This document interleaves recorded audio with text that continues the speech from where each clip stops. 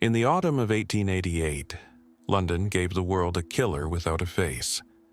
5 women were murdered in Whitechapel, and then came the letters, messages sent to police and newspapers, one written in blood-red ink and signed with a name that would become infamous. The man behind that name vanished as completely as he appeared. No arrest, no confirmed identity, no final answer. More than a century later, the case remains officially unsolved, and the deeper investigators dig, the less certain the evidence becomes. Suspects have come and gone. Confessions have collapsed. DNA theories have been challenged. Handwriting analysis remains disputed, and some of the most famous letters may have been hoaxes created by reporters. The mystery isn't simply that the killer was never caught. It's that even after generations of investigation, the evidence itself refuses to settle the question. 22 of them, spanning centuries and continents, each one a door left slightly ajar. Let's start pushing them open. Whitechapel, in the autumn of 1888, was a district of narrow courts, gas-lit alleys, and overcrowded lodging houses, home to some of the poorest residents of the largest city on Earth. It was here, over the span of roughly 10 weeks between August and November of that year, that at least 5 women, Mary Ann Nichols, Annie Chapman, Elizabeth Stride, Catherine Eddowes, and Mary Jane Kelly, were murdered with an escalating and, in several cases, deliberate surgical precision that shocked even a city accustomed to violent crime. Their killer was never caught. He was never even reliably seen. And the name the world still uses for him, Jack the Ripper, didn't come from any police report at all, but from a letter. The Metropolitan Police and City of London Police, jointly investigating what came to be called the Whitechapel murders, ultimately linked 5 killings into a canonical group, though debate over whether other nearby murders from the same period should be included has never fully settled. What is not in dispute is the brutality of the confirmed cases. Each victim's throat was cut, and in most instances the killer went further, performing abdominal mutilations that some examining physicians at the time believed showed a knowledge of anatomy, a detail that has fueled more than a century of speculation about the killer's possible profession.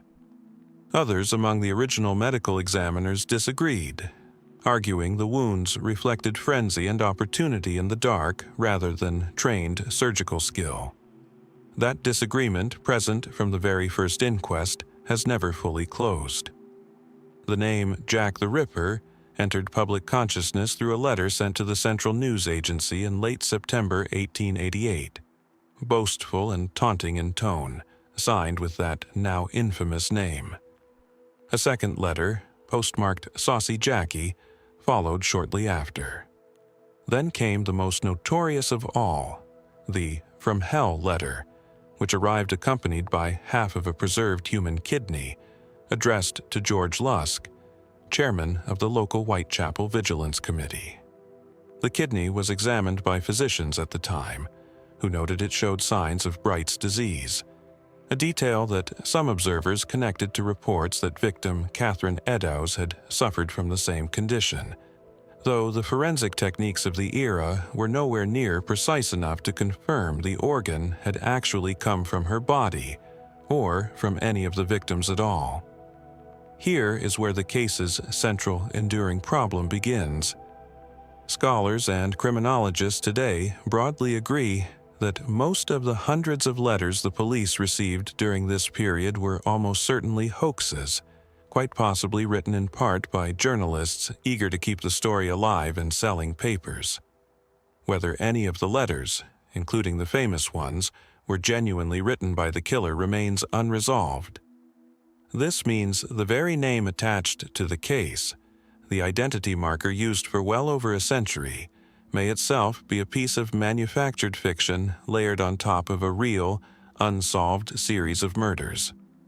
A strange and destabilizing thought for a mystery whose solution would, at minimum, require identifying a man behind a name that might never have belonged to him at all.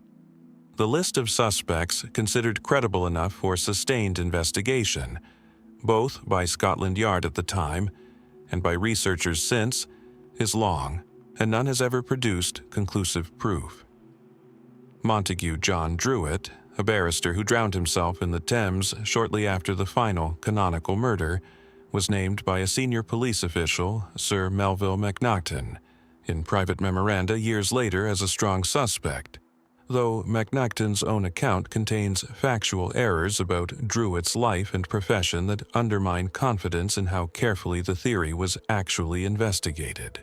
Aaron Kosminski, a Polish Jewish immigrant living in Whitechapel who was later committed to an asylum, has also drawn serious attention, particularly following a controversial 2014 DNA analysis conducted by businessman Russell Edwards and molecular biologist Jari Luhalainen, who claimed to match mitochondrial DNA recovered from a shawl reportedly linked to victim Catherine Eddowes to a living descendant of Kosminski's family.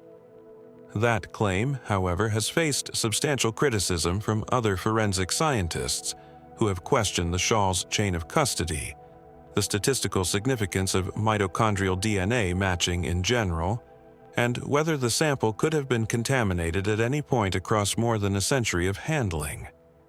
The scientific community has not reached consensus on whether this evidence proves anything at all. Other named suspects range from the plausible to the frankly sensational. Francis Tumblety, an American quack doctor with a documented history of arrest on suspicion of the murders, remains a serious candidate for some researchers, in part because contemporary police correspondence names him directly as a strong suspect. At the far more speculative end sits Prince Albert Victor, grandson of Queen Victoria, whose implication in the case originated largely from 20th century conspiracy theorizing rather than from any contemporary investigative evidence, and which mainstream historians now regard as almost certainly baseless, though the theory persists in popular culture regardless, testament to how thoroughly this case has blurred into legend. Part of what keeps the Ripper case so stubbornly unresolved is the era's own forensic limitations. There was no fingerprinting in routine use by London police in 1888. There was no DNA analysis of any kind. Photography at crime scenes was inconsistent, and the autopsies, while conducted by qualified physicians, followed standards that would be considered wholly inadequate by today's forensic pathology. Whatever biological or trace evidence existed at the time has either been lost, degraded beyond usefulness, or, in the case of items like the Eddowes shawl, carries a provenance too uncertain for modern science to fully trust. What remains, more than 135 years on, is an unusually well-documented set of murders attached to an unusually poorly evidenced killer. Detailed inquest records exist. Contemporary newspaper coverage exists in abundance. Police files, partially released, have been pored over by generations of researchers, professional and amateur alike, collectively producing one of the largest bodies of investigative literature ever assembled around a single unsolved case. And still, at the center of all that documentation, there is only a name that may not even be real, attached to a man whose face, profession, and motive have never been established with anything approaching certainty. Was he a doctor, as the wounds seem to suggest to some? A butcher, as others argued? An immigrant scapegoated by a frightened and often xenophobic press? Or someone who moved through Whitechapel's own streets entirely unnoticed, blending into a population the era's police were never especially inclined to protect in the first place? The case file technically remains open. It has simply been waiting for well over a century for a piece of evidence that may no longer exist anywhere to find. Trade the gaslit alleys of Whitechapel for the white silence of the Arctic, and the year 1888 for 1845, the year two Royal Navy ships, HMS Erebus and HMS Terror, sailed from England under the command of Sir John Franklin, bound for the Canadian Arctic with orders to complete the last unmapped stretch of the Northwest Passage. They carried 129 men, provisions calculated to last 3 years, and some of the most advanced polar technology of their day, including reinforced hulls, steam engines, and over 8,000 tins of preserved food. They were last seen by European whalers in Baffin Bay that July, waiting for good conditions to cross into the ice. No European laid eyes on any of them again. What happened afterward has been pieced together only in fragments, gathered across more than 175 years of search expeditions, Inuit oral testimony, and more recently, modern forensic science. The ships became trapped in ice near King William Island by September 1846, and there they remained, frozen fast through that winter and the one that followed. Franklin himself died on June 11, 1847, a date historians know with unusual precision thanks to a single surviving written record, a note left in a cairn on King William Island, initially filed in 1847 by officers reporting all was well, then reused in April 1848 by a different set of officers to record a devastating update. The ships had been abandoned, 24 men were already dead, including Franklin, and the 105 survivors intended to march overland toward the Canadian mainland, hundreds of kilometers away, in search of rescue or a trading post. Not one of those men is known to have survived the journey.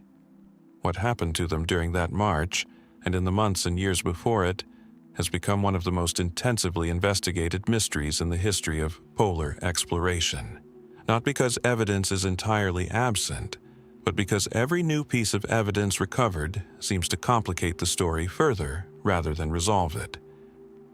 The most straightforward explanation, favored for over a century, points to the brutal combination of cold, starvation, and disease that any prolonged Arctic exposure would inflict on unprepared men. But research beginning in the 1980s, led by anthropologist Owen Beatty, introduced a far more specific and unsettling possibility. Beatty's team exhumed 3 crew members buried on Beechy Island, where the expedition had wintered in 1845-46, and found their bodies remarkably preserved by the permafrost. Tissue and bone analysis revealed elevated lead levels, dramatically higher than what would be expected even by the standards of the era. The leading theory that emerged pointed to the expedition's food supply itself. The tins of preserved meat and vegetables, sealed using a relatively new and poorly regulated soldering technique that left lead residue in direct contact with the food inside. Lead poisoning, Beatty argued, could have caused confusion, weakness, and impaired judgment among the crew at precisely the moment when clear thinking mattered most. That theory dominated popular understanding of the Franklin disaster for decades, but it hasn't gone unchallenged. Later researchers have pointed out that lead exposure was extremely common throughout Victorian Britain generally, from water pipes to cosmetics, meaning elevated lead levels alone may not distinguish Franklin's crew from any other group of 19th century Englishmen, and may not by itself explain a catastrophe of this scale. Some scientists have instead proposed zinc deficiency, stemming from the same tinned food supply as a more specific culprit, zinc deficiency being linked to impaired immune function and wound healing, which could have made the crew unusually vulnerable to infection and unable to recover from the physical toll of Arctic survival. Neither theory has been definitively confirmed as the primary cause, and most researchers today suspect some combination of cold, scurvy, starvation, lead exposure, and disease worked together rather than any single factor acting alone. Then there is the physical evidence recovered directly from the men who attempted that final march, evidence that, once confirmed, was genuinely difficult for historians to fully absorb. Cut marks found on skeletal remains recovered from King William Island, examined by researchers including Anne Keenlyside beginning in the 1990s, showed patterns consistent with defleshing, patterns that match evidence of cannibalism among the expedition's most desperate survivors. This finding corroborated Inuit oral testimony that had been collected as early as the 1850s by explorer John Ray, testimony that was at the time met with public outrage and official dismissal in Victorian Britain, where the idea that British naval officers might have resorted to such measures was considered an unacceptable slur on national character. More than a century later, the bones confirmed what the Inuit accounts had reported all along. The ships themselves remained lost for over 160 years, their location known only through fragments of Inuit testimony describing where vessels had reportedly been seen or where wreckage had washed ashore. That testimony finally led searchers to HMS Erebus in 2014 and HMS Terror in 2016, both found in the areas Inuit oral history had pointed toward for generations, remarkably intact on the seafloor.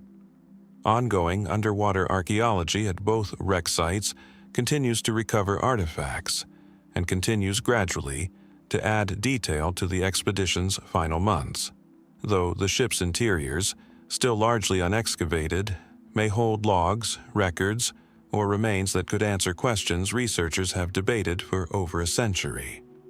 What the wrecks have not yet resolved is the deeper question of decision-making. Why did the survivors abandon ships that, however icebound, still offered shelter and remaining supplies in favor of an overland march across some of the most unforgiving terrain on Earth?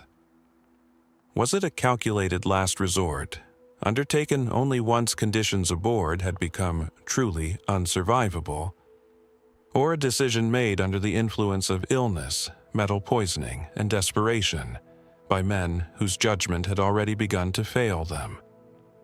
The note in the cairn recorded the decision. It never recorded the reasoning behind it, and somewhere in the silt around two well-preserved wrecks, or in the unmarked ground of King William Island, that reasoning may still be waiting to be found. A ship still largely intact, its hold still stocked, its cargo still secured, abandoned by every soul who sailed it, for reasons no wreckage has ever explained. That description fits the Erebus and Terror, found empty on the Arctic seafloor. It fits, just as precisely, a very different vessel found adrift nearly 1,000 kilometers from where anyone expected it, in the open water between the Azores and the coast of Portugal, on December 4, 1872. The ship was the Mary Celeste, a 282-ton brigantine under American registry, and the men who spotted her that afternoon were themselves the crew of another ship entirely, the Dei Gratia, a British vessel captained by David Morehouse, who happened to know the Mary Celeste's captain, Benjamin Briggs, personally. What Morehouse's boarding party found, once they climbed aboard the drifting vessel, has puzzled maritime investigators for more than 150 years. The ship was seaworthy. Her cargo, when 701 barrels of denatured alcohol bound for Genoa, remained largely intact, with only 9 barrels later found empty.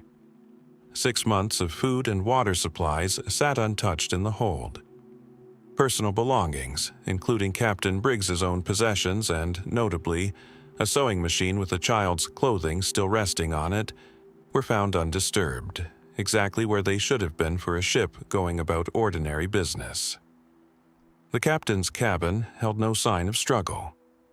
The ship's single lifeboat was missing, and every person who had been aboard was simply gone. Captain Briggs, his wife Sarah, their 2-year-old daughter Sophia, and a crew of 8 experienced sailors, 10 people in total, had vanished without a trace, leaving behind a ship that, by nearly every physical measure investigators could apply, gave them no obvious reason to have left it at all. The ship's final logged entry, recorded on November 25, 1872, gave no hint of crisis, placing the Mary Celeste near the Azores roughly 9 days and 400 nautical miles before the Dei Gratia found her adrift and unmanned. Whatever happened, happened within that gap, a stretch of open ocean and unaccounted time that has never been fully reconstructed. The official inquiry, led by Frederick Solly Flood, the Attorney General of Gibraltar, was thorough but ultimately inconclusive, and Solly Flood's own conduct during the investigation has drawn criticism from later historians for pursuing theories of foul play, including insurance fraud and mutiny, with more enthusiasm than the actual evidence supported. No physical evidence of violence was ever found aboard the ship. No bloodstains, no signs of a struggle, no damage consistent with piracy or mutiny turned up in the thorough examination the vessel underwent once it reached Gibraltar. The most widely accepted modern explanation centers on the ship's volatile cargo.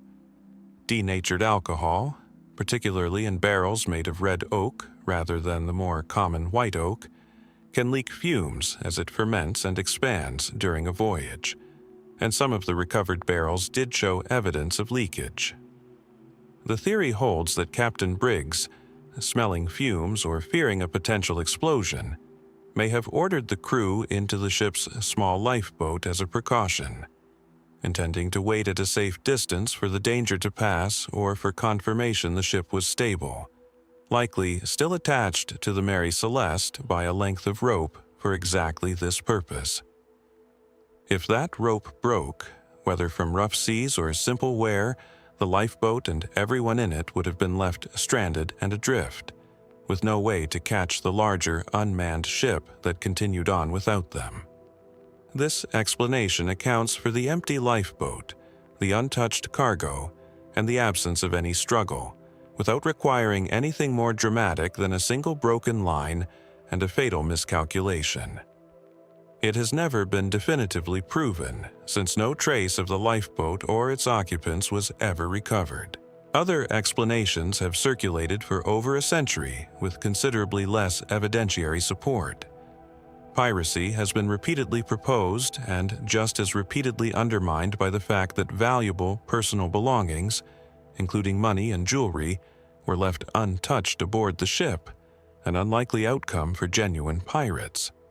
Mutiny has drawn similar skepticism, given Briggs's reputation, well documented in surviving correspondence, as a respected and fair captain, and given that several of the crew were known to him personally or came recommended by trusted associates, making a sudden, unexplained uprising against him difficult to square with what's known of the men involved. At the far edge of speculation, waterspouts, seaquakes, and even in some of the more sensational retellings that emerged decades later, sea monsters or paranormal explanations have been floated, none of them grounded in evidence the official investigation or subsequent maritime historians have taken seriously. Complicating the historical record further is the fact that the Mary Celeste's story was significantly embellished almost immediately by popular writers eager to capitalize on public fascination, most notably by a young Arthur Conan Doyle, who published a fictionalized short story based loosely on the case in 1884, introducing invented details, including a fabricated captain's log entry and dramatic embellishments about the ship's condition, that many readers at the time and since have mistaken for genuine historical fact rather than literary invention. Untangling what the original 1872 investigation actually documented from what later fiction has added to the legend remains an ongoing challenge for historians revisiting primary sources. What the case leaves behind, stripped of fictional embellishment, is a genuinely well-documented set of physical facts surrounding an almost total absence of explanation. A sound ship, an intact cargo, a family and crew who left behind every reasonable indication of an ordinary, unremarkable voyage, right up until the moment they simply weren't there anymore. Did Benjamin Briggs make a fatal, cautious decision that cost his family and crew their lives over a threat that likely never fully materialized? Or does some other, less examined possibility from that 9-day gap remain undiscovered? The Mary Celeste herself continued sailing for another 12 years under new owners, apparently untroubled by whatever had happened aboard her. The 10 people who vanished from her deck were never seen again, and the ocean that took them has kept its silence ever since. A man, in someone else's clothes, delirious, unable to explain his own name, found slumped outside a Baltimore tavern that also served that particular week as a polling station. That is the scene that greeted printer Joseph W. Walker on October 3, 1849. And the man he found there was Edgar Allan Poe, one of the most recognizable writers in American history. 4 days from death, and still, more than 175 years later, unable to fully explain what happened to him in the time leading up to that moment. Poe had last been reliably documented in Richmond, Virginia, in late September, apparently in reasonably good health and reportedly planning to travel to Philadelphia on business before continuing home to New York. Instead, he surfaced 6 days later in Baltimore, roughly 100 miles off any expected route, in a state so disoriented that Walker, recognizing him, immediately wrote to a local acquaintance, Dr. Joseph Snodgrass, describing Poe as being in great distress and in need of immediate assistance. Poe was taken to Washington College Hospital, where he drifted in and out of consciousness for 4 days, at times reportedly calling out a name, Reynolds, that no one present could identify or connect to anyone in his life, a detail that has never been satisfactorily explained. He died on October 7, 1849, without ever providing a coherent account of where he had been or what had happened to him during the missing days. The attending physician, Dr. John J. Moran, later provided several different accounts of Poe's final days and symptoms, and the inconsistencies between these accounts, given at different points over the following decades, have themselves become part of the historical puzzle, complicating any effort to reconstruct Poe's exact medical condition from primary testimony alone. No autopsy was performed. Poe's original death certificate has been lost. What survives is a small contradictory collection of second-hand descriptions, written down well after the fact, describing a man found in clothing that did not appear to be his own.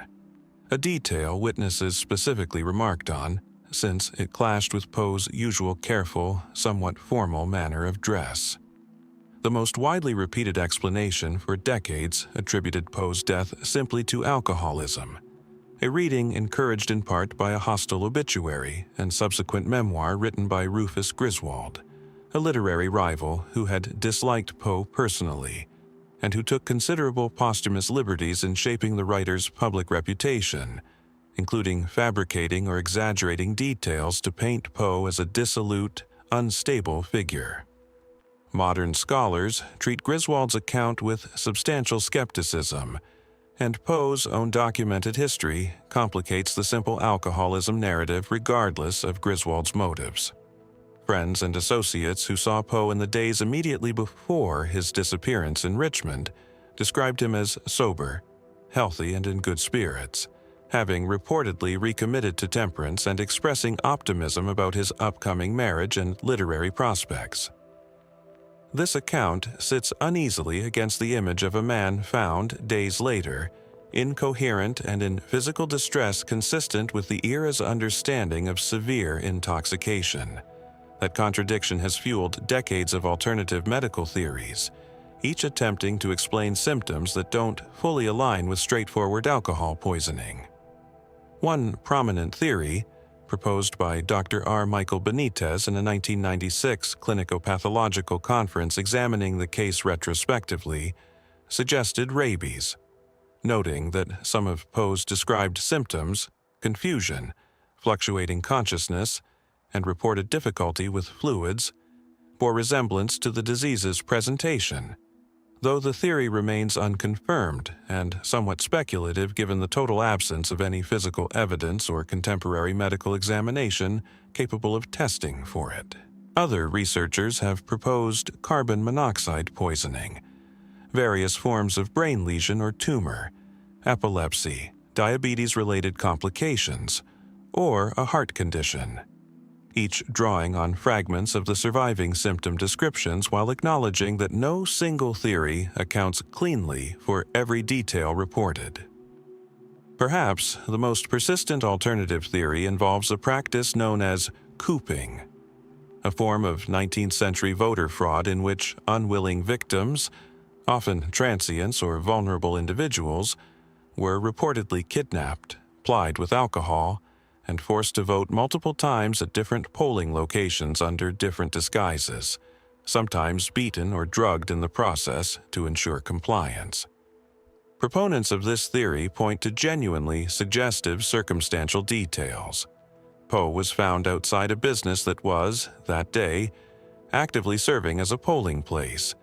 During an election, dressed in clothing witnesses agreed was not his own, a detail consistent with the practice of forcing victims to change outfits between rounds of fraudulent voting. No direct evidence has ever definitively linked Poe himself to a specific cooping operation, and the theory remains circumstantial rather than proven, but it has attracted serious consideration from Poe scholars precisely because it accounts for several otherwise unexplained details at once. In a way, few competing theories manage as economically. What makes Poe's death particularly resistant to resolution, compared to many historical mysteries, is the near-total absence of the kind of physical evidence modern investigation would typically rely on. There was no autopsy to examine. There are no preserved medical records beyond second-hand, sometimes contradictory recollections. Poe's remains were exhumed and reinterred decades later for reasons unrelated to forensic investigation, and no systematic modern forensic examination of his remains has ever been conducted with the specific aim of settling the cause of death.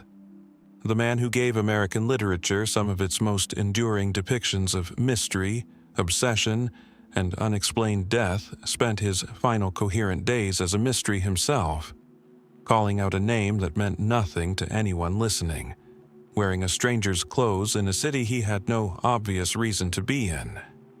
Was it drink, as his rival's account insisted? Disease, as later physicians have speculated from a comfortable and evidence-starved distance? Or something closer to the schemes his own fiction so often depicted? A man used, discarded, and left to die without ever telling anyone what had been done to him? Baltimore has never given up that answer, and neither, it seems, will the record Poe left behind. 2 decades before a disoriented man was found outside a Baltimore polling place, a different kind of disorientation appeared on the streets of Nuremberg, Germany. A young man, alone, barely able to speak, holding 2 letters and walking with a strange, unsteady gait, as though his legs had rarely, if ever, been asked to carry him any real distance. The date was May 26, 1828.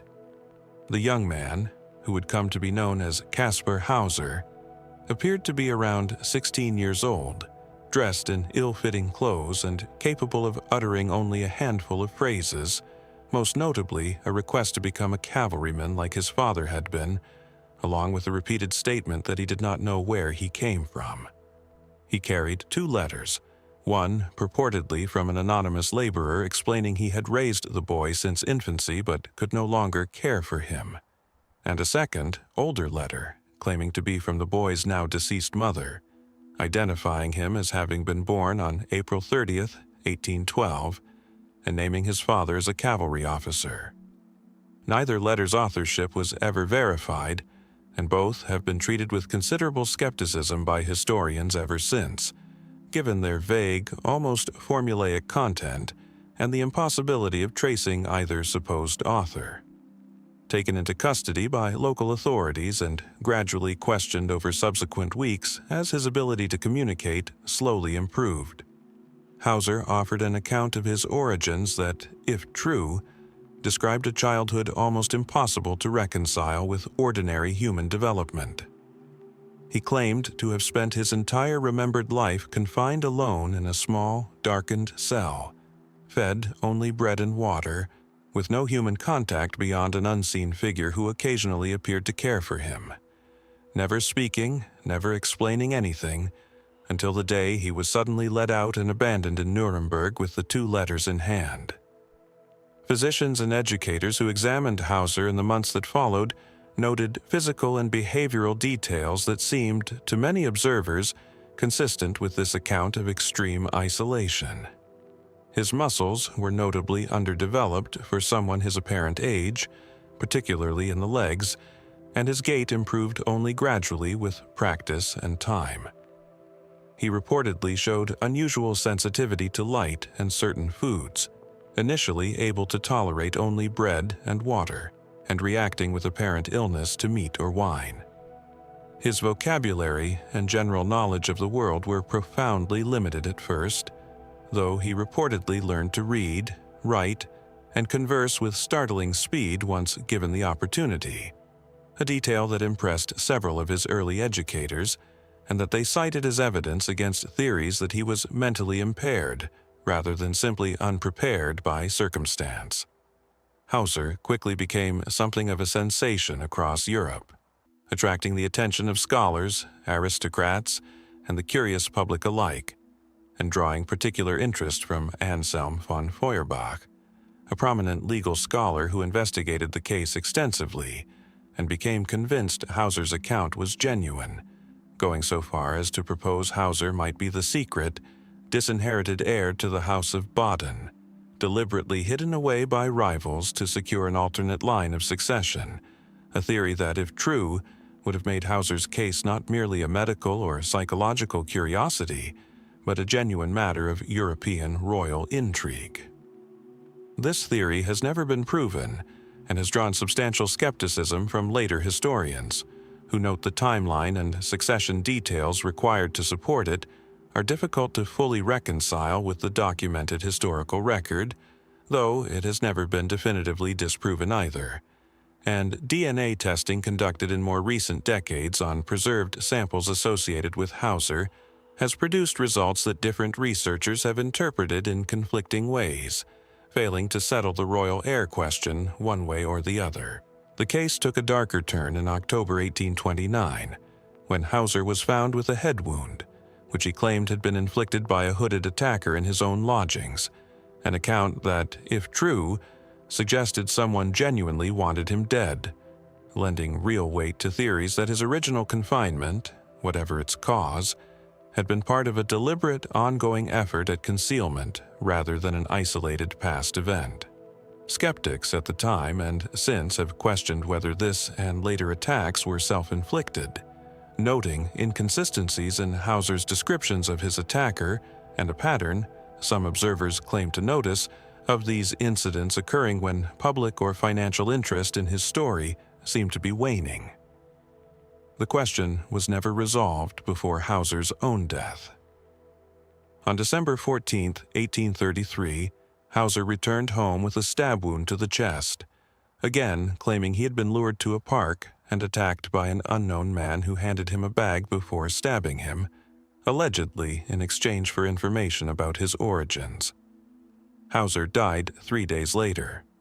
A wallet reportedly found at the scene, and a note it contained, offered no verifiable identification of any attacker, and the wound itself was later examined by some skeptical physicians who suggested the injury and its location were, at minimum, consistent with something Hauser could have inflicted on himself, whether accidentally in a staged event that went wrong or otherwise. More than 190 years later, Kaspar Hauser remains one of history's most persistent, unresolved identity mysteries, a case with no shortage of documentation and no shortage of interpretation, and remarkably little in the way of confirmed, agreed-upon fact underneath both. Was he a genuinely abandoned prince, hidden away to protect a stolen inheritance, ultimately murdered to finish what his original captors began? Was he an elaborate, sustained fraud, capable of maintaining a fabricated account of extreme isolation convincingly enough to fool trained physicians and legal scholars for years? Or was he something in between? A genuinely damaged young man whose real history has simply been lost beneath more than a century and a half of competing theory and myth. His grave in Ansbach bears an epitaph describing him, in Latin, as a mystery whose birth was unknown, and whose death was equally obscure. No investigation since has managed to improve meaningfully on that original, uncertain description. From the mapped, documented streets of a German city, travel to the opposite kind of landscape entirely. Vast, largely unmapped by European eyes, and almost 7,000 miles away. In April 1848, a Prussian-born naturalist named Ludwig Leichhardt led an expedition of 6 men and a string of pack animals out of the Darling Downs region of eastern Australia, intending to cross the continent from east to west, a distance of roughly 3,000 miles through territory no European expedition had ever successfully traversed. They were never seen again. Leichhardt was already a celebrated figure in colonial Australia by the time of this final journey, having successfully led an earlier overland expedition from Brisbane to Port Essington in 1844-45, a roughly 3,000-mile trek that had taken over a year longer than planned and been widely presumed a disaster, right up until Leichhardt and his surviving party emerged, to considerable public astonishment having completed the crossing after all. That earlier success gave his 1848 expedition genuine credibility and public backing, and expectations were high that Leichhardt, an experienced and resourceful leader by this point, stood a real chance of achieving what would have been an extraordinary feat of continental exploration.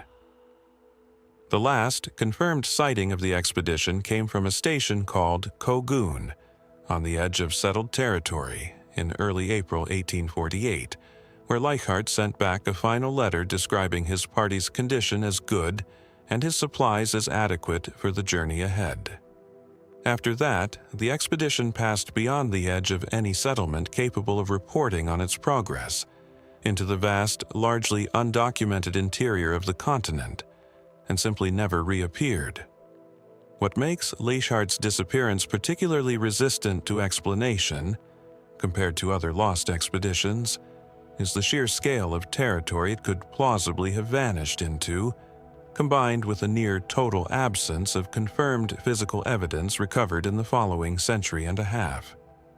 Search parties began looking for traces of the expedition within just a few years of its disappearance, and search efforts, official and unofficial, continued intermittently for well over 100 years, making the hunt for Leichhardt one of the longest-running search operations in the history of continental exploration anywhere in the world.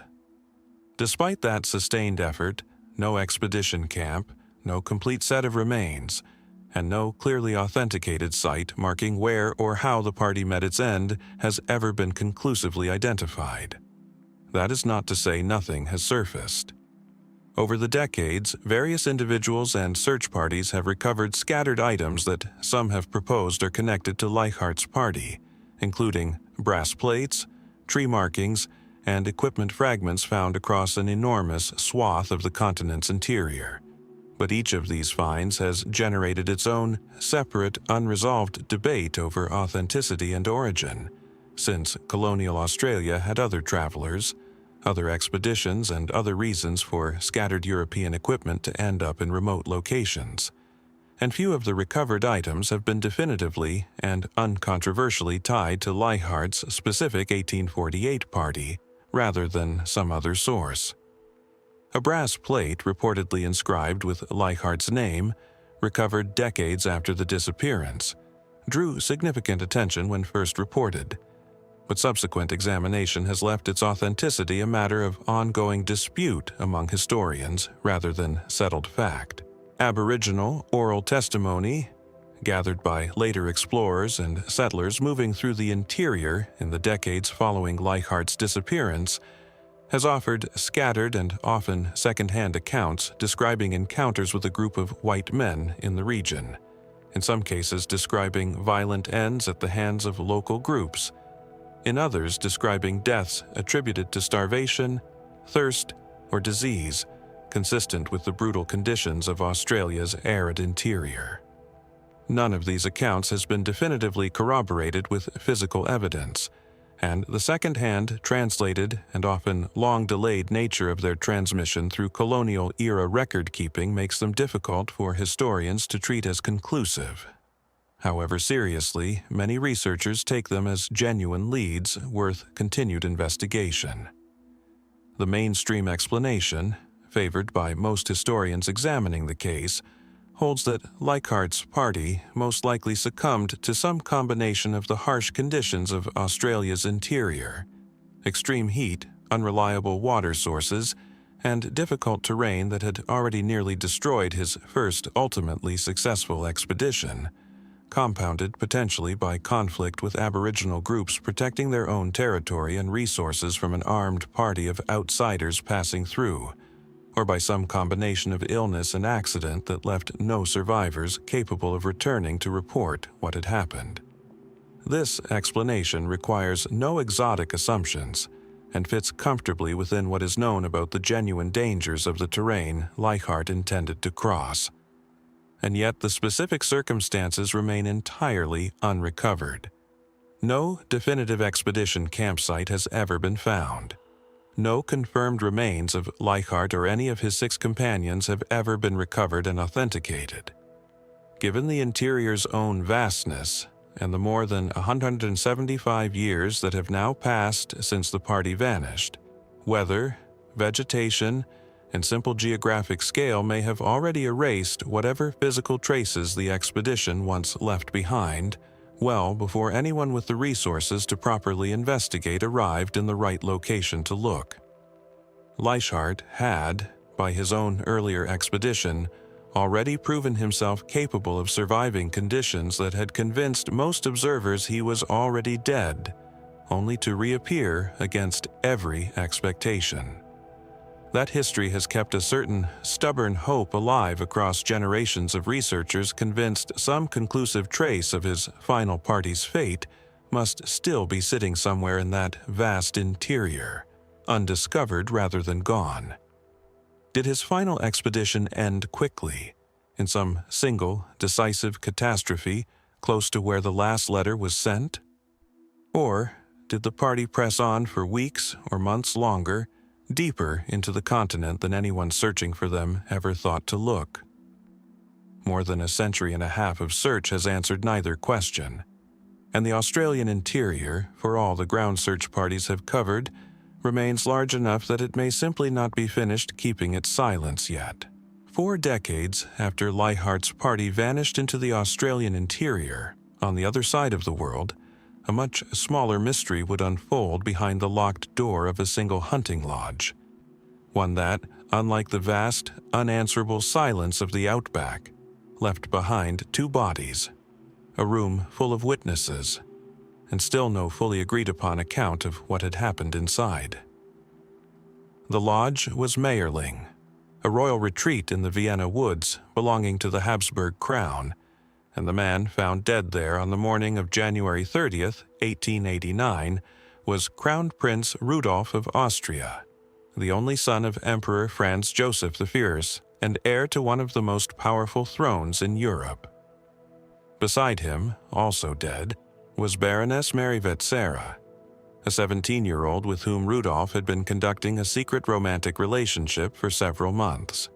The official explanation issued by the Habsburg court, and the one that has remained the dominant historical view since, held that Rudolf shot Vetsera and then turned the gun on himself, in what has come to be understood as a murder-suicide born of the prince's deep personal despair.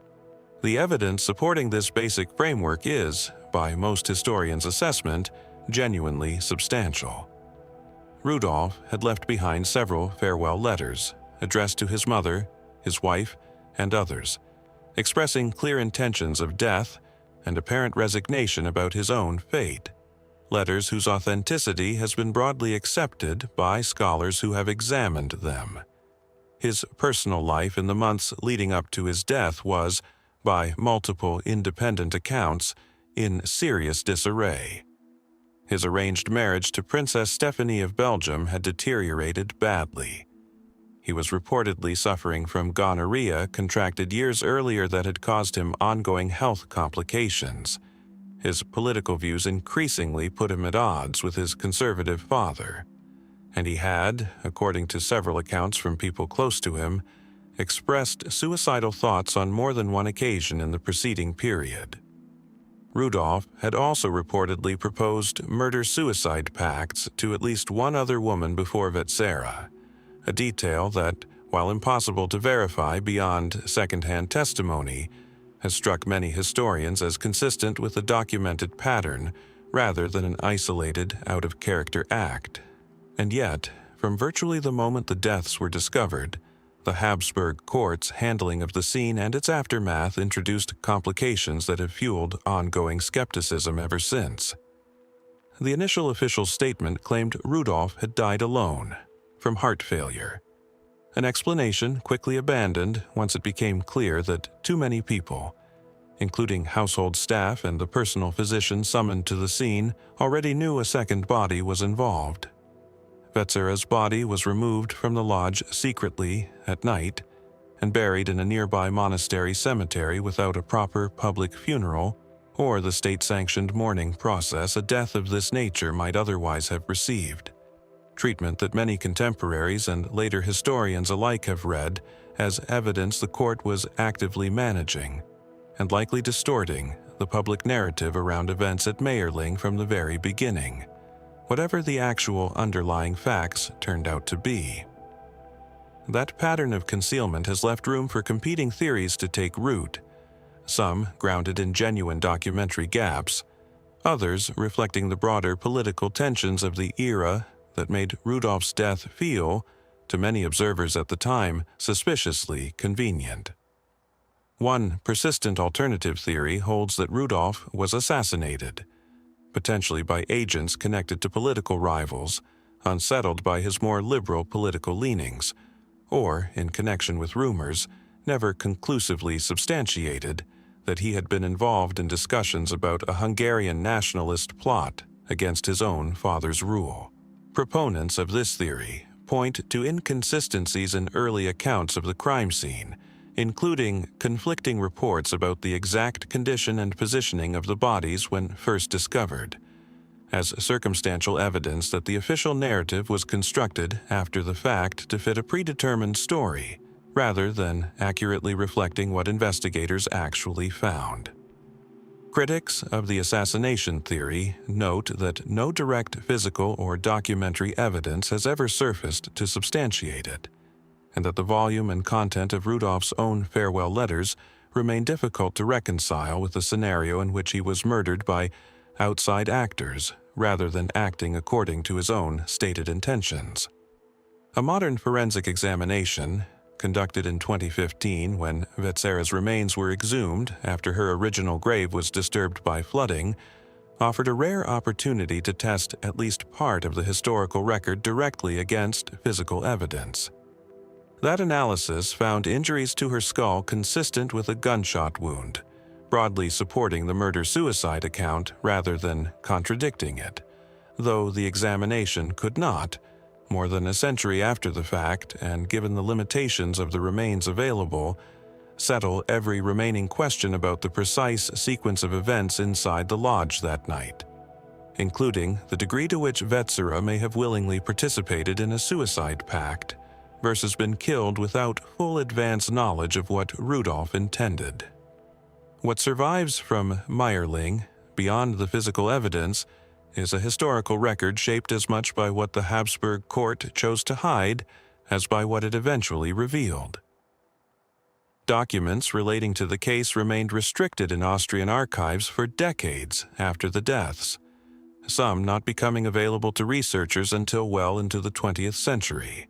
And even now, historians disagree about how completely the surviving record reflects the actual events of that January night, given how thoroughly the court's initial instinct was toward concealment rather than disclosure.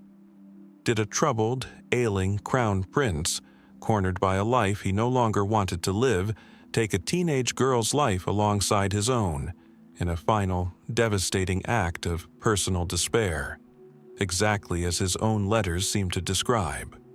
Or did political forces far larger than one unhappy marriage or one doomed romance reach into that hunting lodge and arrange an ending made to look like something smaller and more private than it really was? The Habsburgs buried their answer along with Mary Vetsera, quietly, at night, and the empire that might have explained itself more fully collapsed entirely less than 30 years later, taking whatever remained of the full story down with it. There is a particular kind of mystery that isn't about a person vanishing or a body left unexplained, but about wealth itself disappearing. A sum large enough that its absence alone has driven a century and a half of searching, speculation, and outright obsession. Few cases fit that description more completely than the final, chaotic weeks of the Confederate States of America and the treasury that walked out of Richmond with a collapsing government and was never fully accounted for again. As Union forces closed in on Richmond in early April 1865, Confederate President Jefferson Davis and his cabinet fled the capital, taking with them what remained of the Confederate treasury, a sum whose exact value has never been definitively established, with historical estimates ranging anywhere from a few $100,000 to several million in gold, silver, and gold-backed banknotes, depending on which contemporary account and which category of assets is being counted. The Treasury train, accompanied by a shrinking guard of loyal soldiers and officials, moved south through Virginia and into the Carolinas and Georgia over the following weeks, as the Confederate government itself effectively dissolved in transit, cabinet members peeling away one by one as Union cavalry closed the noose and the war's final collapse became undeniable. What happened to that treasury during this chaotic retreat is where the historical record becomes genuinely fragmented. Confirmed, documented distributions did occur along the way. Some funds were paid out to Confederate soldiers as final wages in Washington, Georgia, where the Confederate government effectively dissolved for good in early May 1865, and additional sums were reportedly allocated to various officials for specific purposes, some legitimate and dispersed with contemporary receipts, others considerably murkier and reconstructed only from second-hand post-war testimony. Jefferson Davis himself was captured near Irwinville, Georgia, on May 10, 1865, along with a small remaining party, and the funds found in Union custody at the time of his capture were, by most credible accounts, only a modest fraction of what the Treasury had reportedly carried out of Richmond weeks earlier. That gap between the Treasury's documented departure and its far smaller documented endpoint is the entire foundation of the mystery, and it has produced more than a century of competing theories, some grounded in plausible wartime logistics, others drifting steadily toward outright treasure-hunting folklore. The most straightforward mainstream explanation holds that the bulk of the treasury was simply spent, distributed, or converted into other assets during the retreat itself, through a combination of legitimate payments, hasty allocations to officials who then quietly kept or personally redirected funds amid the collapse of any functioning oversight, and outright theft or looting during a period when the chain of command and accountability had effectively disintegrated. Confederate financial record-keeping, already strained by 4 years of war, essentially broke down entirely during these final weeks, leaving modern historians to reconstruct the Treasury's movements from a patchwork of soldier memoirs, post-war claims, and fragmentary official correspondence rather than any complete, reliable ledger. Alongside this relatively mundane explanation runs a much more romantic and enduring possibility that some portion of the treasury, potentially a significant one, was never spent, stolen, or seized at all, but was instead deliberately hidden by loyal Confederate officials somewhere along the retreat route, with the intention of recovering it later, once the immediate danger of Union capture had passed. This theory has never been definitively disproven, and it has motivated a remarkable, sustained history of treasure hunting across Georgia and the Carolinas that has continued, in various forms, for well over 150 years.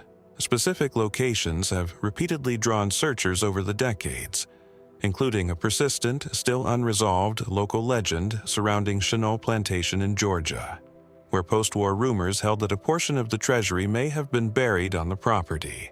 Rumors serious enough to prompt periodic, organized excavation attempts, none of which has produced conclusively documented Confederate treasury gold, though several have turned up other buried valuables and historical artifacts that keep the underlying legend alive regardless.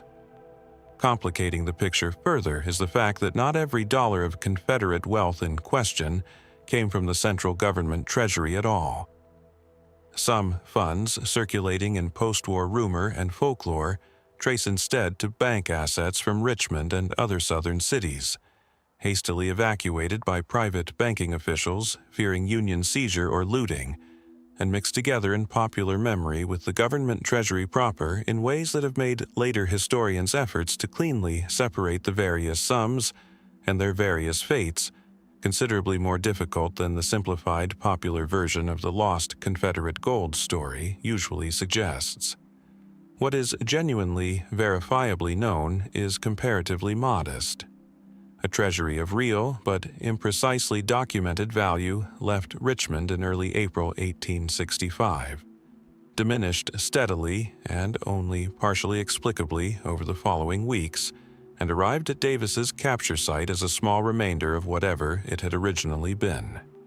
Everything else, the exact original sum, the precise allocation of legitimate wartime payments, the scale of outright theft by individuals exploiting a collapsing chain of command, and the possibility of a genuine, still-buried cache somewhere along a route stretching across 3 states, remains a matter of historical reconstruction rather than settled fact.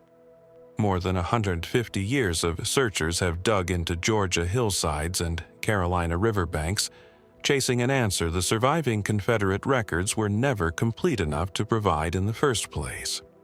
Was the bulk of that treasury simply absorbed into the desperate, disorganized final days of a collapsing government, spent and pocketed by dozens of individuals whose names history never recorded? Or is some portion of it still sitting exactly where a handful of loyal officials left it, in ground that has kept its silence through a century and a half of shovels, waiting for someone to finally dig in the right place? That same buried uncertainty, wealth or evidence swallowed by ground that has never given up its answer, has a human counterpart in an earlier, stranger case, one where an entire person vanished from a public inn courtyard in front of witnesses in the middle of a well-lit evening, without a single confirmed trace of him ever being found again. The man was Benjamin Bathurst, a British diplomat serving as envoy extraordinary to the Austrian court, and the location was the town of Perleberg in Prussia, on the evening of November 25, 1809. Bathurst was traveling home to England after completing sensitive diplomatic business in Vienna. Business connected to Britain's efforts against Napoleonic France during the Napoleonic Wars, and he had stopped in Perleberg to change horses at the White Swan Inn before continuing his journey. According to witness accounts gathered afterward, Bathurst stepped around to the front of the carriage, apparently to check on the horses being prepared for the next leg of travel. He was never seen again. There was no scream reported, no struggle witnessed, no sign of violence discovered at the scene that evening. Bathurst's traveling companion and servants, present at the inn at the time, noticed his absence only when it became clear he hadn't returned to the carriage, and a search of the immediate area that night turned up nothing. In the days that followed, a more extensive search was launched, and it did eventually recover some of Bathurst's belongings, including, according to several accounts, trousers found stuffed into the fireplace flue of a building near the inn, and a pair of trousers said to have contained papers relating to his diplomatic mission, discovered separately from his body. His body itself was never found at the time of the initial search, and no confirmed remains have ever been definitively linked to him in the more than 2 centuries since.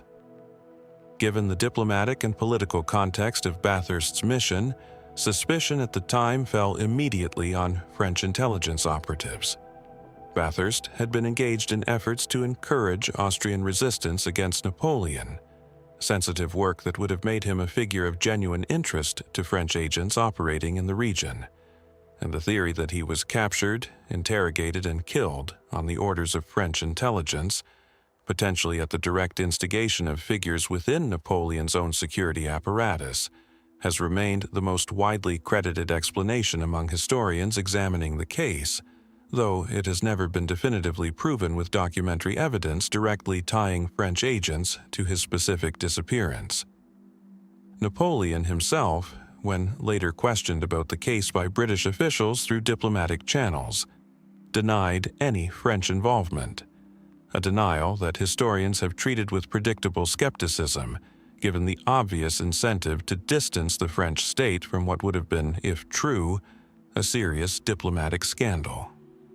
Alternative theories have circulated since, with varying degrees of scholarly credibility. Some contemporary and later observers propose the possibility of simple robbery and murder by opportunistic local criminals, unconnected to Bathurst's diplomatic status at all, a theory complicated somewhat by the fact that his valuables, according to most accounts, were not fully accounted for as stolen in a manner that would clearly support a simple robbery-motivated killing.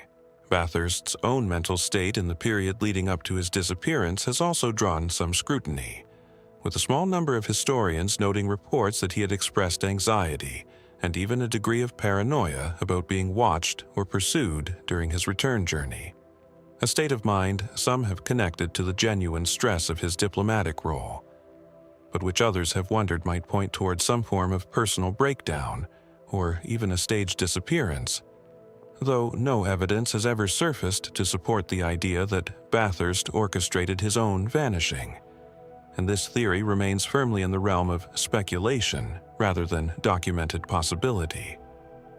Bathurst's wife, Phillida, pursued the investigation for years afterward, traveling to Perleberg herself and pressing both British and Prussian authorities for further inquiry, convinced that a fuller explanation existed somewhere and had simply not yet been uncovered.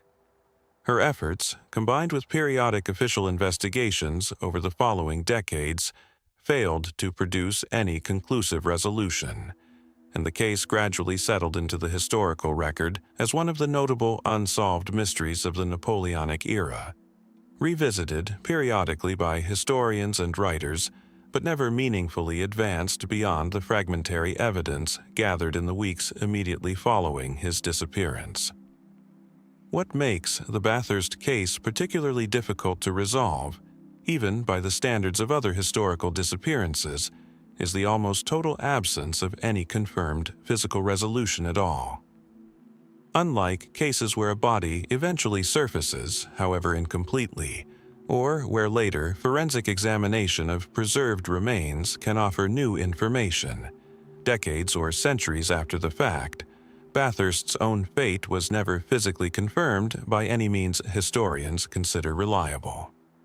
The trousers found in the chimney flue offer a tantalizing, disturbing detail. Evidence someone deliberately hid or disposed of at least part of Bathurst's clothing near the scene, but they answer nothing about who did so or what became of the man who had been wearing them just hours before. More than 2 centuries later, the disappearance of Benjamin Bathurst remains exactly what it appeared to be on that November evening in 1809. A man who walked around the front of a carriage in a busy inn courtyard in full view of people who knew him and simply didn't walk back. Was he seized by French agents executing a calculated act of wartime elimination, his body disposed of with a thoroughness that left no trace for a British search to find? Or did something closer to ordinary, opportunistic violence claim him, motive and method both lost to a chaotic wartime landscape, where a missing diplomat was, however tragically, just one more disappearance among many? Perleberg has kept its answer for well over 200 years, and nothing recovered since has come close to prying it loose. 8 decades after a diplomat vanished from a well-lit Prussian inn courtyard, a different kind of disappearance began playing out nightly in the dark, unpaved streets of Austin, Texas. Not vanishings this time, but killings, carried out with an axe, targeting the city's most vulnerable residents, in a case that predates the Whitechapel murders by 3 full years, and, some historians argue, may share more with them than simple coincidence.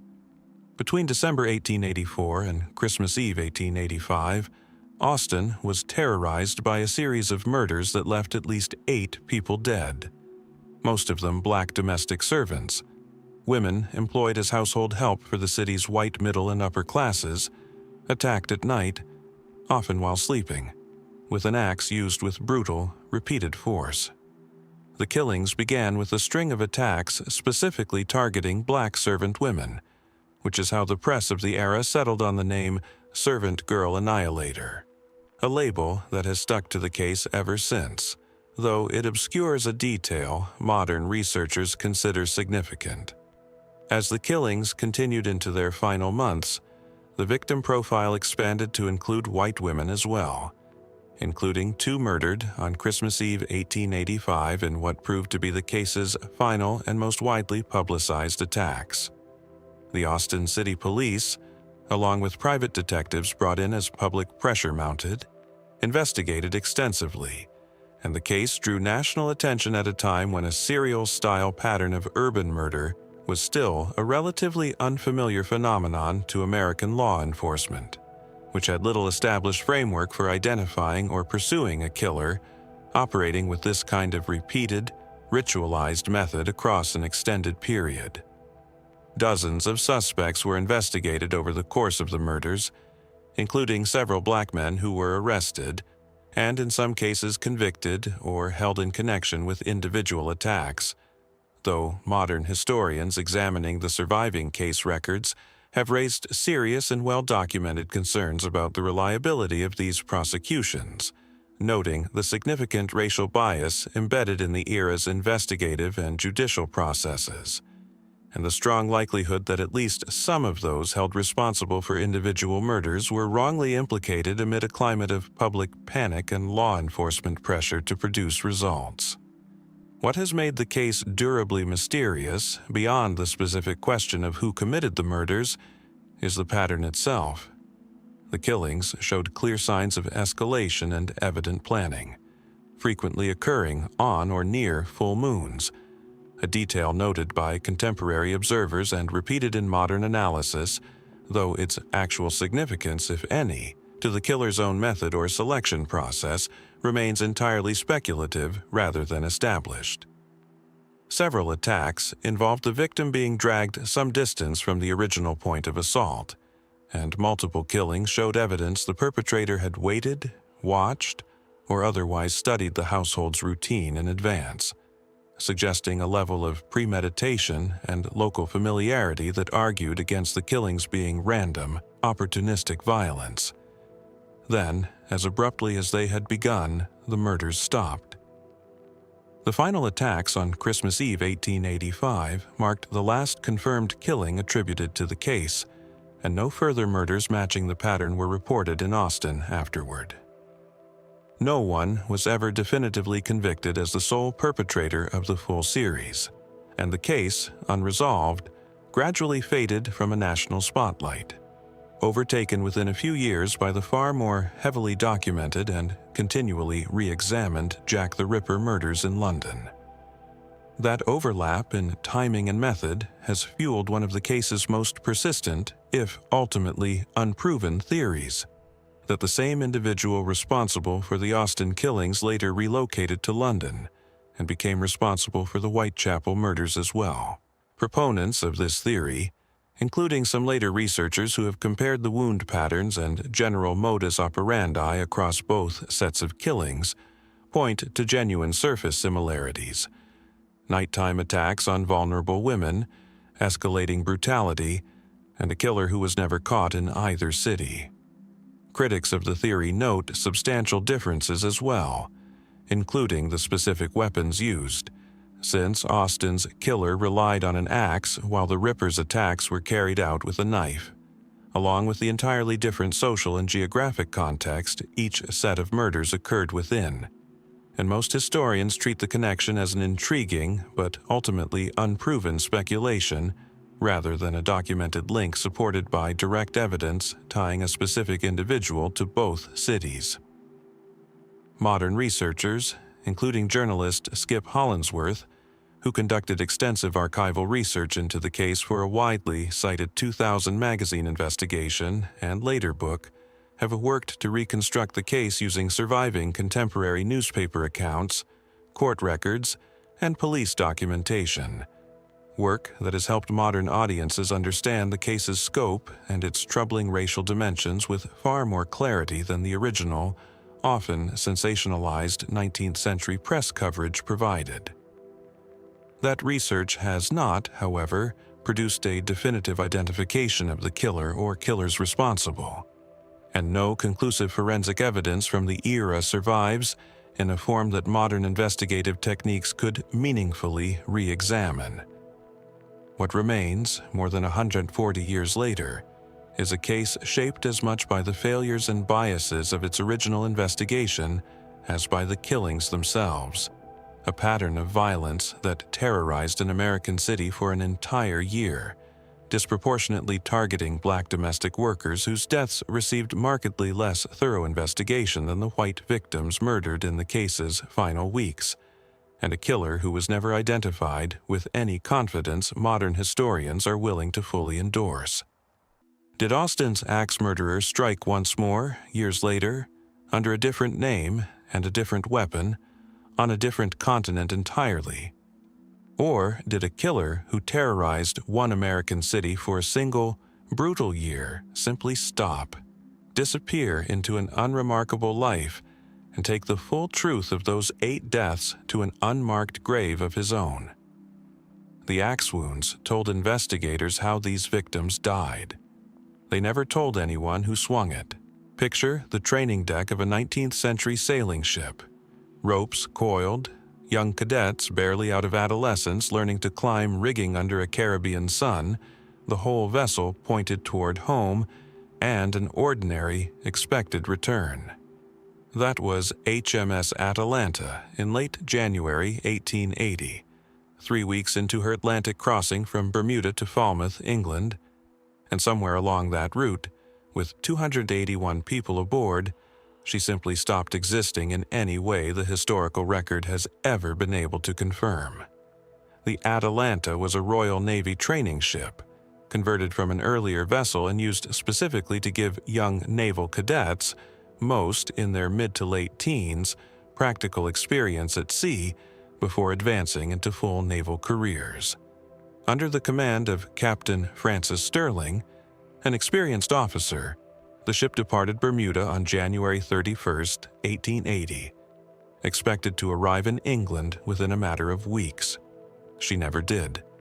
No wreckage, no lifeboats, no bodies, and no confirmed distress signal of any kind were ever recovered, despite an extensive search effort launched once her overdue arrival raised serious concern. A search that ultimately found nothing at all connecting to the ship's fate. The scale of the loss made this one of the most significant peacetime disasters in the history of the Royal Navy, and the total absence of any confirmed physical trace made it, almost immediately, one of the most publicly debated as well. Nearly 300 lives, the overwhelming majority of them young cadets barely embarked on their naval careers, vanished across the width of the Atlantic without leaving behind a single confirmed piece of wreckage for investigators to examine. The most widely accepted explanation among naval historians centers on the possibility that the Atalanta was caught in a severe storm and either capsized or was otherwise overwhelmed by heavy seas somewhere along her crossing. Contemporary weather reports from other vessels operating in the general vicinity of her expected route during the relevant weeks did document rough conditions in the North Atlantic, lending some circumstantial support to this reading, though no single storm event has ever been definitively and specifically tied to the Atalanta's actual position at the time, since her precise route and location once she left Bermuda were never tracked with the kind of continuous monitoring modern shipping takes for granted. Compounding the mainstream storm theory is a specific, troubling detail about the ship's own design and condition that emerged during subsequent inquiry.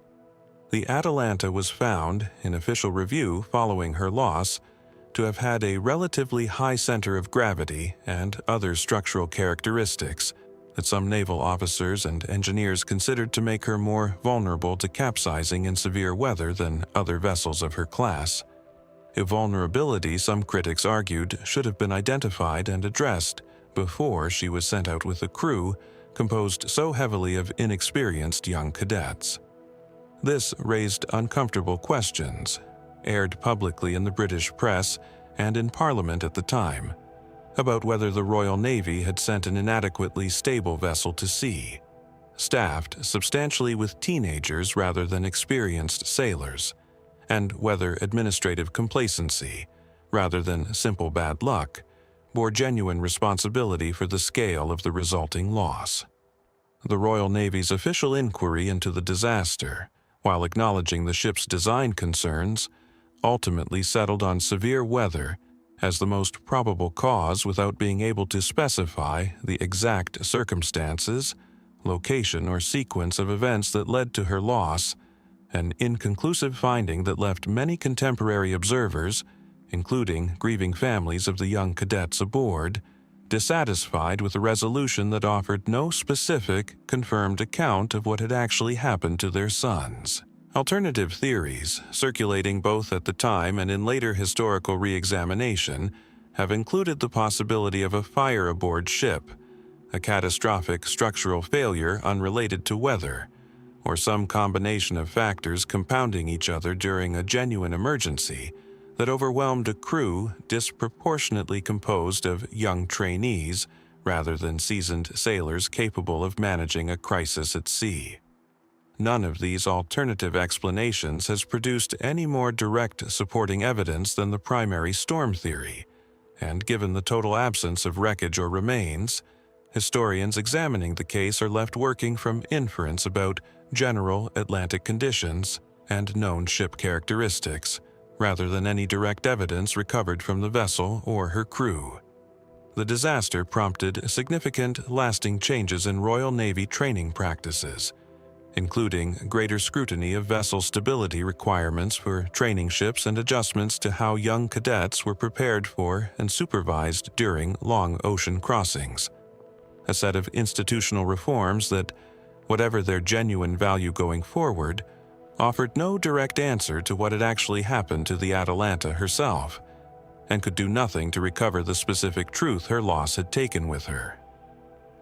More than 145 years later, the fate of HMS Atalanta remains defined almost entirely by absence rather than evidence. No wreck site has ever been located and confirmed, despite the general area of her expected crossing being reasonably well established. No remains were ever recovered, and no surviving account from anyone aboard ever reached shore to describe her final hours. Did she go down quickly in a single overwhelming storm that gave her young cadets no chance to signal for help or launch a lifeboat? Or did some slower, compounding crisis unfold aboard, a ship in genuine, gradual trouble, still searching for a solution when the sea finally closed over her for good? The Atlantic that swallowed nearly 300 lives that winter has never given up a single confirmed piece of the ship that carried them, and without a wreck to examine, the true answer may simply be resting somewhere too deep or too scattered for anyone to ever recover it. From the open, wreckageless expanse of the Atlantic, the story narrows down to something almost claustrophobic by comparison: a single Victorian townhouse in Balham, South London, where a wealthy young barrister sat down to dinner on the evening of April 18, 1876, and was, within hours, in agony that would kill him 3 days later, poisoned by a substance no jury, inquest, or investigator has ever conclusively traced back to a specific hand. The victim was Charles Bravo, a 30-year-old barrister who had married Florence Ricardo, a wealthy widow, only a few months earlier in December 1875. That evening, after dinner at their home, the Priory, Bravo began vomiting violently and complaining of severe pain, symptoms that worsened over the following hours despite the attention of multiple physicians summoned to treat him.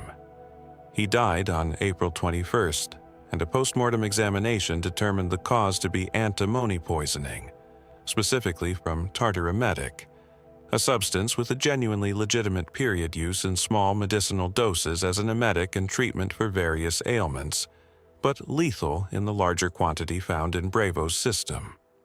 What followed was not one, but two coroner's inquests, the first inconclusive, the second conducted several months later amid intense public and press scrutiny, ultimately returning a verdict that Bravo had been willfully murdered, while explicitly declining to name a specific perpetrator, an unusual and deeply unsatisfying legal outcome that left the case formally unsolved, even as it publicly declared a crime had definitely occurred. No criminal prosecution ever followed, and no one was ever charged. Despite the extensive and often sensational examination the case received both in the courtroom and, more damagingly, in the contemporary press. Suspicion at the time, and in the extensive historical writing the case has generated since, has clustered around a small handful of individuals whose circumstances gave them plausible motive, opportunity, or both. Florence Bravo herself faced considerable scrutiny, in part because the marriage was already reportedly troubled within its first few months, and in part because of a detail the inquest process forced uncomfortably into public view.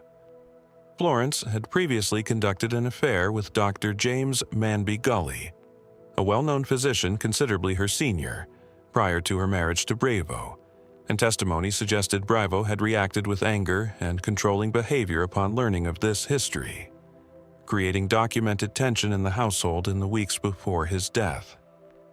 Gully himself, drawn unwillingly into the case through this connection, faced public suspicion as well, given his professional access to medical substances including antimony compounds, though no direct evidence was ever produced tying him physically to the poisoning itself.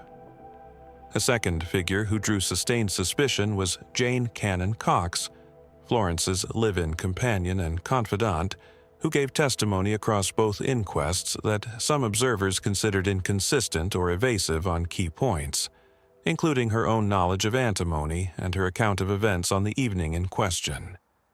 Cox had her own documented motive to fear for her position in the household, since testimony suggested Bravo had expressed displeasure with her continued presence and influence over his wife, raising the possibility that Cox may have acted to protect her own livelihood and standing rather than out of any connection to the earlier affair. Some later historians examining the case have found the circumstantial evidence against Cox at least as compelling as that against Florence or Gully, though, as with every other suspect in the case, nothing has ever risen to the level of conclusive proof. A third possibility, favored by some later writers examining the case, holds that Bravo poisoned himself, whether deliberately or accidentally, potentially in a mistaken attempt to induce vomiting for an unrelated stomach complaint using a substance whose lethal dosage he misjudged, or in a genuine, if inadequately explained, act of self-harm connected to the documented strain in his marriage and his own apparently controlling and difficult temperament, which several witnesses described in less than flattering terms during the inquest testimony. Critics of the self-poisoning theory note that Bravo left no note, expressed no clear intent, and that the specific substance and quantity involved sit somewhat awkwardly against an accidental self-dosing explanation, given how carefully controlled and regulated access to tartaremetic in significant quantities typically was, even accounting for its legitimate historical medicinal uses. What has made the Bravo case such a durable subject for historical re-examination, well beyond its immediate Victorian scandal value, is the genuinely dense web of plausible motives surrounding a household that, on the surface, presented as a respectable, if unhappy, upper-middle-class marriage. Nearly every person in close proximity to Bravo in his final weeks had some independently documented reason to want him gone, whether personal, financial, or reputational, and the inquest process, however extensive, was never structured or empowered to move beyond public theorizing into the kind of definitive forensic and investigative work a modern murder inquiry would require. No new physical evidence has emerged in the century and a half since to meaningfully advance the case beyond where the second inquest left it: a formal, public declaration of murder, with no named killer and no further legal consequence for anyone in the household. Was Charles Bravo murdered by a wife eager to escape a controlling and increasingly unhappy marriage, by a companion protecting her own precarious position, by a former lover with both the means and a grievance, or by his own hand in some poorly explained act the coroner's process was never equipped to fully untangle? The Priory's dining room has stood empty of answers for nearly 150 years, its single verdict of murder standing today exactly as it did in 1876, a crime the record insists happened, attached permanently to no one at all. 4 years after Charles Bravo died without naming his killer, a different kind of mystery began unfolding in a small wood-frame house in Amherst, Nova Scotia, one that involved no poison, no inquest, and, according to nearly everyone who witnessed it, no visible human hand behind any of it at all. The house belonged to the Teed family, and the disturbances centered on Esther Cox, an 18-year-old woman living there with her sister Jenny and brother-in-law Daniel Teed, beginning in the late summer of 1878. According to the primary contemporary account, written by Walter Hubble, an actor who lodged with the family and personally witnessed a substantial portion of the events he later documented, the disturbances began shortly after Esther experienced a traumatic incident involving an attempted assault by a former suitor, a detail some later researchers have connected, at least as a plausible psychological trigger, to the strange physical episode that followed within days. Esther reportedly fell violently ill, her body swelling dramatically overnight in a manner her attending physician, Dr. Carrit, could not medically explain, followed days later by loud, unexplained noises resembling knocking or pounding that seemed to emanate from within the room, and even from beneath Esther's own bed. What followed, according to Hubble's account and corroborated to varying degrees by other household members, family friends, and at least 2 attending physicians who examined Esther directly, escalated well beyond unexplained noise. Objects reportedly moved without visible cause. Bedclothes were said to fly off beds on their own. Cutlery and small household items allegedly flew across rooms. Messages, including the specific and alarming phrase, "Esther Cox, you are mine to kill," reportedly appeared scratched into the plaster walls of the house, apparently by no visible hand. Perhaps most dramatically, several witnesses reported instances of apparent spontaneous combustion, small fires reportedly breaking out on bedding and around the house with no identifiable source of ignition, incidents serious enough that the family eventually asked Esther to leave the household temporarily out of genuine concern the fires might eventually cause more serious harm to the property or its occupants. Dr. Carrit, the physician who examined Esther early in the episode, documented some of these events directly, and was reportedly unable to identify any conventional medical or physical explanation for what he observed. A detail proponents of the case's paranormal interpretation have consistently pointed to as lending it unusual credibility compared to other reportedly haunted locations of the era, since his account came from a trained medical professional, rather than solely from lay witnesses invested in a supernatural narrative. The case drew significant public attention at the time, in part due to Hubble's own published account, The Great Amherst Mystery, released in 1879, which brought the story to a wide readership across North America and beyond, and in part because the Teed household allowed, and in some cases actively invited, outside witnesses to observe the phenomena directly, lending the case an unusually well-documented character for a purported haunting of this period, when most such stories relied entirely on the testimony of the immediate family involved without meaningful outside corroboration. That said, skepticism toward the case emerged almost immediately and has remained a substantial part of its historical legacy.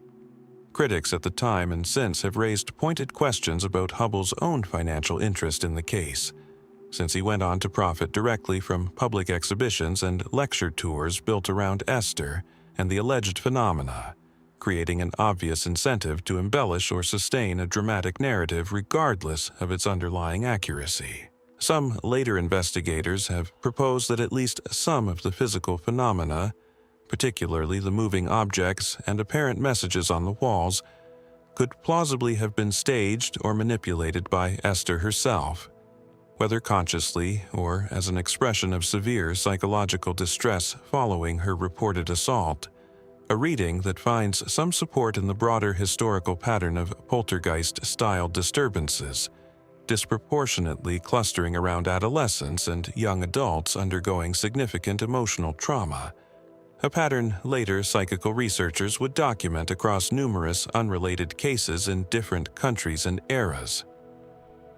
The unexplained bodily swelling that marked the episode's earliest days has also drawn retrospective medical speculation, with some later observers proposing possible psychosomatic or genuine underlying medical explanations unrelated to any paranormal cause, though the specific, detailed 19th century medical documentation necessary to test these theories with any real confidence no longer survives in sufficient detail. What complicates any fully skeptical dismissal of the case, however, is the sheer number and range of independent witnesses who reported observing at least some of the phenomena directly, including individuals with no clear financial stake in the outcome, alongside the physician's own documented inability to identify a conventional explanation for what he personally observed during his examinations. The disturbances also eventually simply stopped, gradually diminishing and ending entirely after roughly a year, following Esther's departure from the household, and a period during which she reportedly worked for a time with a family that, according to some later accounts, experienced a barn fire during her stay there as well, a detail treated by skeptics as circumstantial evidence of a pattern following Esther specifically, and by believers as further evidence that whatever force had attached itself to her simply hadn't yet released its hold. More than 145 years later, the Great Amherst Mystery remains a case caught between the strongest surviving argument for genuine paranormal phenomena in 19th century North America, and one of the clearest examples of how thoroughly financial opportunism, traumatic psychological response, and the limitations of contemporary medical understanding could combine to manufacture a convincing haunting without requiring anything supernatural at all. Was Esther Cox genuinely at the center of some force neither her doctors nor her contemporaries could explain, one that scratched threats into plaster and set her bedding alight without a match in sight? Or did a teenage girl, reeling from a serious assault and thrust suddenly into public fascination, become the unwitting or complicit center of a story that grew larger than anything she originally set into motion? The walls of that Amherst house, long since altered or rebuilt, never kept their scratched message intact long enough for anyone since to examine it directly, leaving only Hubbell's word and the word of everyone who stood beside him, watching.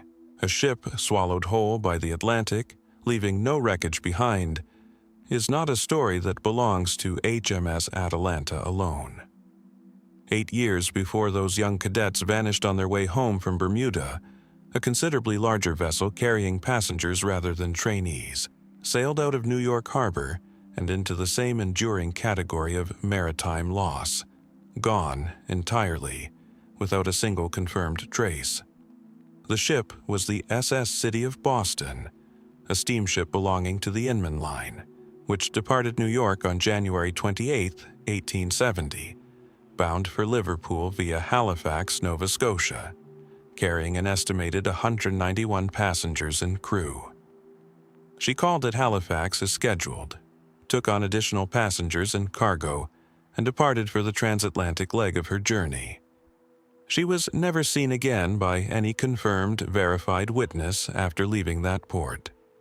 The disappearance triggered genuine alarm on both sides of the Atlantic once her expected arrival date in Liverpool came and went without word, and the scale of concern only grew as weeks passed with no sighting, no wreckage, and no distress signal ever reported by any other vessel operating in the North Atlantic shipping lanes during the relevant period. Search and inquiry efforts extended for months, drawing on shipping company resources, naval assistance, and public appeals for any information from other vessels that might have crossed her path. But the results were uniformly the same. Nothing. No lifeboats, no debris confirmed to have come from the ship. No bodies, no message in a bottle, no washed-up cargo bearing her markings. Nothing that investigators at the time or historians since have been able to tie definitively to the city of Boston's final hours. The most widely credited explanation, then and now, points to severe winter weather in the North Atlantic as the most probable cause of her loss. The transatlantic crossing in late January and February sits squarely within the season's most dangerous window for North Atlantic shipping, when brutal winter storms, heavy ice, and severe cold were routinely reported by other vessels making the same crossing during the same general period, and a ship caught in sufficiently severe conditions, particularly if she suffered some form of mechanical or structural failure, compounding the weather's effects, could plausibly have gone down quickly enough to leave little or no surviving wreckage for later searchers to locate, especially given the technological limits 19th century search efforts operated under compared to later maritime investigation. Some contemporary and later analysis has focused specifically on the ship's design and mechanical condition, raising questions similar to those that would later surround the Atalanta a decade afterward, about whether the city of Boston's particular construction, cargo loading, or mechanical systems left her more vulnerable to catastrophic failure under severe stress than other comparable vessels of her era. No conclusive engineering assessment from the time survives in enough detail to settle this question definitively, since, as with so many ships lost without a recoverable wreck, the physical evidence needed to test any specific mechanical theory went down with the vessel herself. What has kept the case a subject of ongoing historical interest, rather than simply another entry in the long, grim list of 19th century maritime losses, is the sheer completeness of the disappearance, set against the relatively well-traveled shipping route she had been following. The North Atlantic crossing between Halifax and Liverpool was, by 1870, an established and heavily used commercial route, regularly plied by other vessels that might reasonably have been expected to encounter wreckage, survivors, or at least identifiable debris had the city of Boston gone down along her known, expected course. The total absence of any such trace, despite the route's relative traffic, has left some historians and maritime researchers wondering whether the ship may have deviated significantly from her expected path before whatever catastrophe overtook her, placing her final wreck site considerably outside the areas that contemporary searchers and any vessels that might otherwise have stumbled across debris were realistically covering. Alternative theories, considerably more speculative and less supported by direct evidence, have periodically circulated over the following century and a half, including suggestions of onboard fire, collision with unrecorded ice, or another unidentified vessel in poor visibility, or some combination of mechanical failure and severe weather compounding each other in the ship's final hours. None of these theories enjoys meaningfully more supporting evidence than the general severe weather explanation that has remained dominant since the ship's loss was first confirmed and none has been able to move the case from the informed speculation into anything resembling settled historical fact. The Inman Line and the broader 19th century shipping industry absorbed the loss of the city of Boston as one particularly severe example of the genuine, well-documented dangers transatlantic passengers and crew faced during winter crossings in this era. Dangers that would prompt gradual improvements in ship design, weather forecasting, and maritime safety practices over the following decades. Incremental changes that, as with the reforms following the Atalanta's loss a few years later, offered no direct resolution to the specific mystery of what had actually happened to this particular ship and the 191 people aboard her. More than 150 years later, the SS City of Boston remains precisely what she became the moment she failed to arrive in Liverpool on schedule. A complete, unexplained absence, with no wreck site ever located, no confirmed remains ever recovered, and no surviving account from anyone aboard to describe her final hours. Did she founder quickly and violently in a single overwhelming winter storm along her expected route? Her wreckage simply too scattered or too deep for 19th century search efforts to ever locate? Or did she wander significantly off course before catastrophe found her, sinking somewhere search parties never thought to look at all?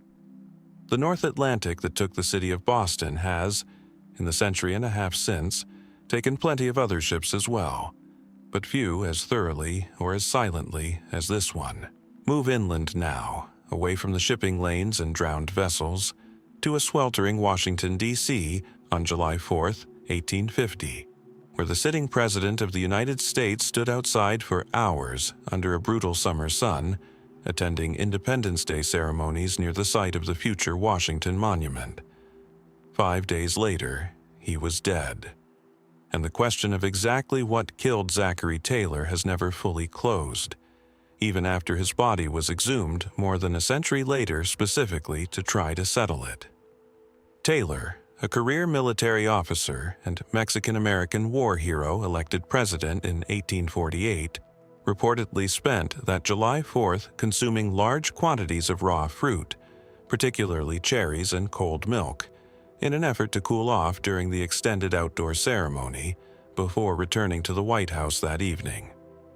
He fell seriously ill shortly afterward with severe gastrointestinal symptoms, and his condition deteriorated steadily over the following days despite treatment from his physicians, who diagnosed him at the time with cholera morbus, a general period term for severe gastrointestinal illness rather than the specific bacterial disease known as cholera today. Taylor died on July 9, 1850, becoming the second sitting American president to die in office. For well over a century, this account went largely unquestioned as a straightforward, if unfortunate, case of foodborne illness. Washington's water and food supply in 1850 offered ample opportunity for contamination, and the combination of raw produce and dairy in hot weather, in an era without modern refrigeration or food safety standards, provided a medically plausible explanation requiring no further scrutiny.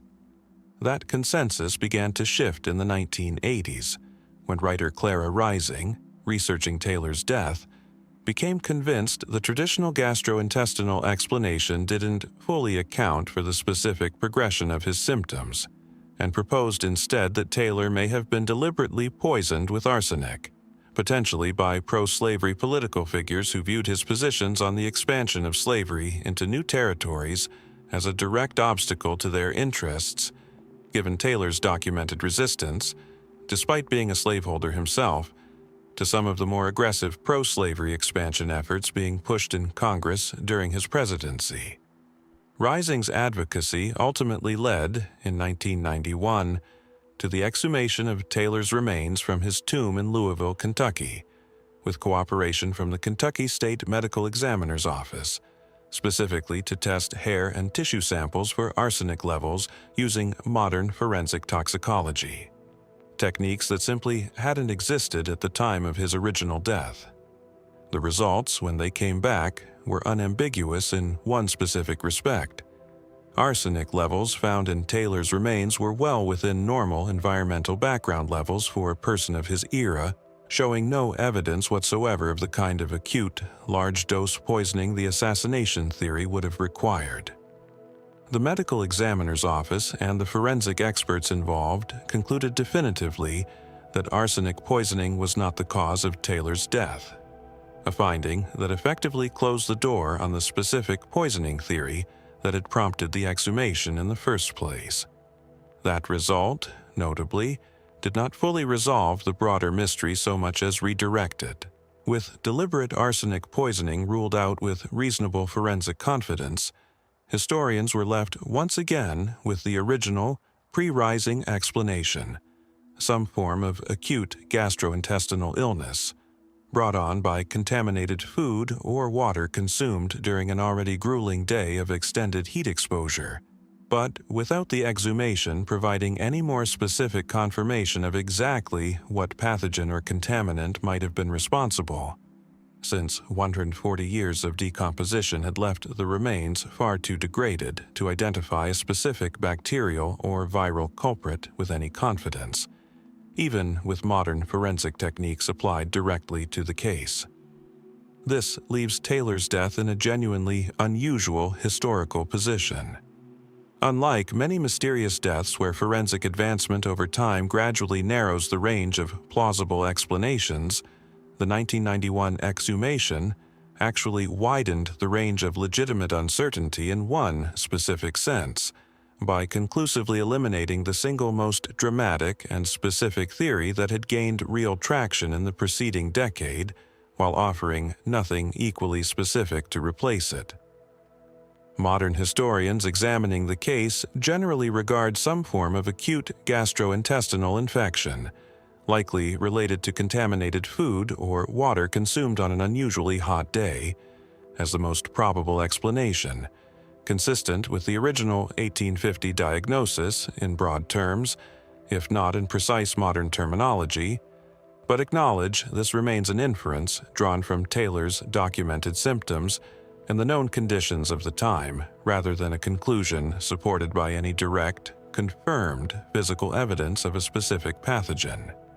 There is also a smaller, quieter uncertainty that persists independent of the poisoning question: the specific medical treatments Taylor's physicians administered during his 5 days of declining health, which by modern medical standards included aggressive interventions such as bloodletting and various purgatives common to mid-19th century medical practice, but which many contemporary medical historians now regard as likely counterproductive and potentially significantly harmful to a patient already suffering from severe gastrointestinal distress and dehydration. Whether Taylor might have survived a genuinely ordinary case of foodborne illness, absent the specific medical interventions applied by his own physicians, is a question the historical and medical record can speculate about but never definitively answer, given how completely different the underlying assumptions of mid-19th century medicine were from anything resembling modern clinical understanding. More than 175 years later, Zachary Taylor's death sits in an unusual limbo among unsolved American historical mysteries, forensically tested in a way few deaths of his era ever were, with modern science having successfully and conclusively ruled out its most dramatic proposed explanation, while still lacking the specific, positive confirmation needed to fully close the case in the other direction. Did an American president die from nothing more sinister than bad food and brutal summer heat, made worse by the well-intentioned but genuinely harmful medical treatments of his own physicians? Or does some other explanation, neither the assassination theory modern forensics has ruled out, nor the simple foodborne illness theory it has never quite confirmed, still wait somewhere in a case history too degraded by time for any exhumation to fully recover? Taylor's tomb in Louisville has now been opened once and closed again, without providing the last word either way. Some miles east of wherever our last mystery left its shadow, across the cold gray swell of the North Atlantic, Another kind of silence was taking shape. The silence of a warship that simply stopped answering. The USS Albany was not a vessel built for legend. She was steel and rivets, built for the practical business of patrol and escort, a workhorse of her era rather than a flagship of glory. Picture her at anchor in the gray hour before dawn, the low hum of her engines idling, the smell of oil and brine mixing on the deck, the watch officer's boots echoing on wet metal as he made his rounds. To the sailors who served aboard her, she was simply home, a floating town of routines, rumors, and the ordinary rhythms of naval life. No one aboard could have known that this particular voyage would end not in a battle, not in a storm reported and logged, but in something far harder to explain: absence. According to naval records, the Albany departed her home port on a routine transit, expected to rendezvous with the supporting vessel within a matter of days. Her course was unremarkable. Her orders were unremarkable. And for the first stretch of the journey, everything about her passage was, by every account, entirely ordinary. Radio checks came in on schedule. Weather was reported as manageable, if unpleasant, the kind of chop and low visibility any experienced crew would shrug off without a second thought. Then, somewhere along that stretch of open water, the transmission stopped. At first, this raised little alarm. Radio silence was not unusual for ships of her class during certain maneuvers, and gaps of a few hours were common enough not to trigger concern. But a few hours became half a day became a full day. And when the Albany failed to arrive at her rendezvous point at all, the quiet gaps in her communication log began to read less like routine and more like the outline of something missing. Search vessels were dispatched. They found calm seas. They found clear skies. They found, according to the official reports later filed, absolutely nothing. No wreckage, no oil slick, no debris field, no lifeboats, no bodies. In an era when a ship lost to storm or sabotage almost always left some trace upon the water, the Albany left none. She had simply been present, and then she was not. For investigators of the time, the most reasonable explanations were the ones they reached for first. Perhaps a catastrophic mechanical failure had taken her down quickly enough that no distress signal could be sent. An engine room fire, a hull breach, something sudden and total. Perhaps a navigational error had put her in the path of a hazard not marked on the charts of the day. Perhaps, and this explanation, too, appears in the records, she had encountered a rogue wave, one of those freak formations sailors spoke of in hushed tones long before science began to take the phenomenon seriously. Each of these theories had the virtue of being plausible. None of them had the virtue of being provable. No wreckage was ever recovered. No black box, no hull plating, no scrap of the Albany herself was ever pulled from those waters to confirm any version of what happened. As the years passed and the case remained formally unresolved, other explanations began to circulate. The kind that live not in official inquiry reports, but in the private conversations of veterans, historians, and those who make it their business to collect the stories that fall through the cracks of documented history. Some pointed to the region's history of unpredictable magnetic anomalies, areas where compasses were known to behave erratically, and asked whether the Albany might have simply lost her bearings in a way modern instruments could not fully account for. Others suggested something closer to sabotage, a deliberate act obscured by the chaos of the era's competing interests. Though no evidence of enemy engagement, no intercepted signal, no confession or record from any opposing force has ever surfaced to support it. And there were, inevitably, the stranger theories. Whispered claims of unexplained lights reported by other vessels in the area around the same time.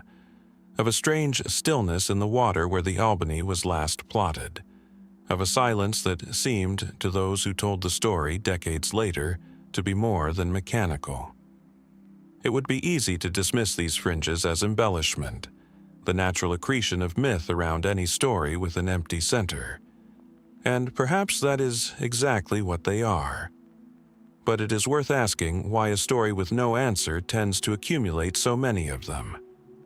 Is it simply the human need to fill a void with meaning? Or is it possible that fragments of truth survive in the margins of official record, waiting for someone to notice the pattern others overlooked?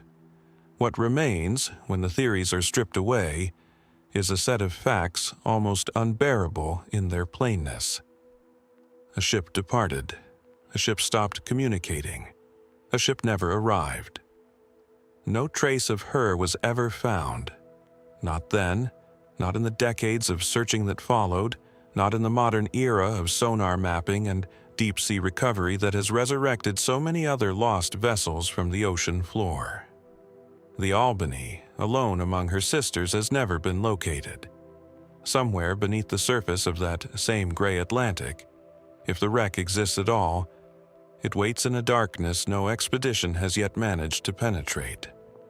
And until that day, if it ever comes, the disappearance of the USS Albany remains exactly what it was on the morning her radio went quiet. A ship that sailed into the ordinary business of the sea and was never heard from again. What then do we make of a mystery that leaves behind no evidence at all, not even the evidence of its own ending? A bucket, in the end, is nothing more than a vessel for carrying what the land refuses to give up on its own. And it is fitting, perhaps, that the next mystery in our journey begins with exactly that. A battered blue bucket, half filled with strange, heavy stones, carried by children who had no idea what they were holding.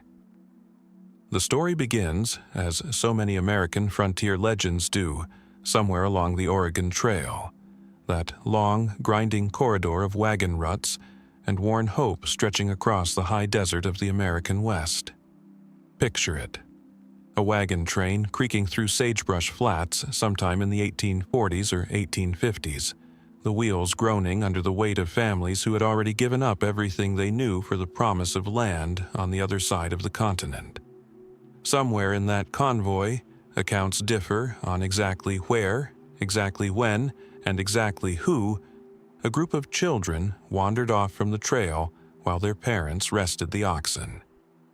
When they returned, they carried with them a small blue bucket, the kind used for gathering water or berries, now filled instead with unusually heavy, oddly colored pebbles.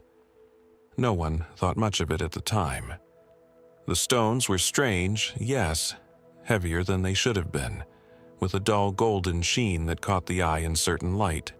But the wagon train had somewhere to be, and gold fever had not yet fully gripped the American imagination the way it would just a few years later, once Sutter's Mill made headlines and turned an entire nation west.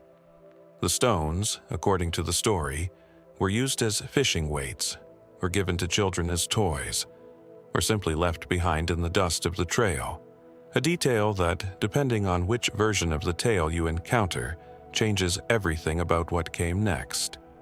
It was only later, sometimes the accounts say months, sometimes years, that someone recognized the stones for what they were: gold, not flecks, not dust, but substantial nuggets, the kind that could make a family wealthy several times over. And by then, the wagon train had scattered to the winds. Its members settled across a dozen different towns, its exact route already fading from memory the way trail routes so often did in an age before reliable maps and permanent landmarks. The location where those children had wandered, the source of that gold, whatever and wherever it was, had vanished along with the collective memory of the journey itself. What followed was one of the most persistent and geographically confused treasure hunts in American frontier history. For decades, prospectors combed the region believed to hold the source of the blue bucket gold, though the region, in this case, spans an almost absurd amount of territory. Some accounts place the discovery in eastern Oregon, in the high desert near the Malheur or Owyhee country. Others insist the wagon train's route puts it much farther north or east, somewhere in the vicinity of present-day Idaho. Still, other versions of the story move the location entirely, tying it to different wagon trains, different years, different children, different buckets. The lack of a single consistent origin point is, in itself, one of the strangest features of the mystery, as though the story itself had been picked up by dozens of different hands over the decades and reshaped slightly each time it changed possession. Historians who have studied the Blue Bucket legend point to the mainstream, unglamorous explanation first, that the tale is likely an amalgamation of several unrelated events, blurred together by decades of retelling, exaggeration, and the very human tendency to want a good story to have a definite place and a definite prize at the end of it. Oral histories are famously unreliable over long stretches of time, and the American West produced no shortage of gold rumors that inflated in the retelling until they became something closer to folklore than fact. Under this reading, the Blue Bucket Mine is not a place waiting to be found, but a story waiting to be understood, a composite of frontier memory rather than a genuine, undiscovered deposit. And yet, the mainstream explanation has never fully satisfied everyone who has looked closely at the evidence. Why, skeptics ask, did the legend persist with such specific, consistent details? The blue bucket itself, the children, the unusually heavy stones, across so many independently recorded versions of the tale, told by people who by most accounts had no contact with one another. Why did prospectors who searched for the gold in the late 19th century report finding trace deposits and old wagon ruts in locations that seemed to match certain versions of the story, only for the exact source to elude them each time? Some researchers have pointed to genuine gold deposits later discovered in parts of eastern Oregon as circumstantial evidence that the wagon train really did pass over untapped gold-bearing ground, even if the precise spot was lost to time, dust, and the unglamorous business of survival that mattered more to those families than the stones in a child's bucket. Then there are the fringes of the story, the ones that drift further from historical inquiry and into the territory of pure speculation. Tales of prospectors who vanished while searching for the mine. Claims of strange, disorienting terrain in certain candidate regions where compasses were said to behave unpredictably and landmarks seemed to shift between visits. Whispers, passed down through generations of Oregon and Idaho old-timers, and that the mine was never lost at all, that it was found once by someone who chose silence over fortune, for reasons the legend never quite explains. What is left, more than a century and a half later, is a single object, a small blue bucket, that has become almost mythic in its emptiness. A container for a story no one can fully verify and no one has been able to disprove. Somewhere in that vast, dry country of sagebrush and basalt, does the source of those golden stones still wait, undisturbed by every expedition that has come looking? Or was the gold always exactly what the historians suspect? A story carried gently across the decades, gathering weight the way only legends can. Every legend we have followed so far has left us with the same quiet, nagging question. What happens when a story loses its evidence, but not its grip on memory? The Blue Bucket Gold taught us that absence itself can become a kind of artifact, passed down and handled by generation after generation. Now we turn to the sea again, to a story shaped by that very same absence, but this time the missing object is not a handful of stones. It is an entire ship and everyone who ever sailed on her. She was called the Madagascar, a merchant clipper of the kind that defined the great age of sail, sleek-hulled, tall-masted, built for speed across the punishing distances of empire and trade. In the year 1853, she rode at anchor in the harbor of Melbourne, Australia, her decks crowded with a cargo far more valuable than wool or timber.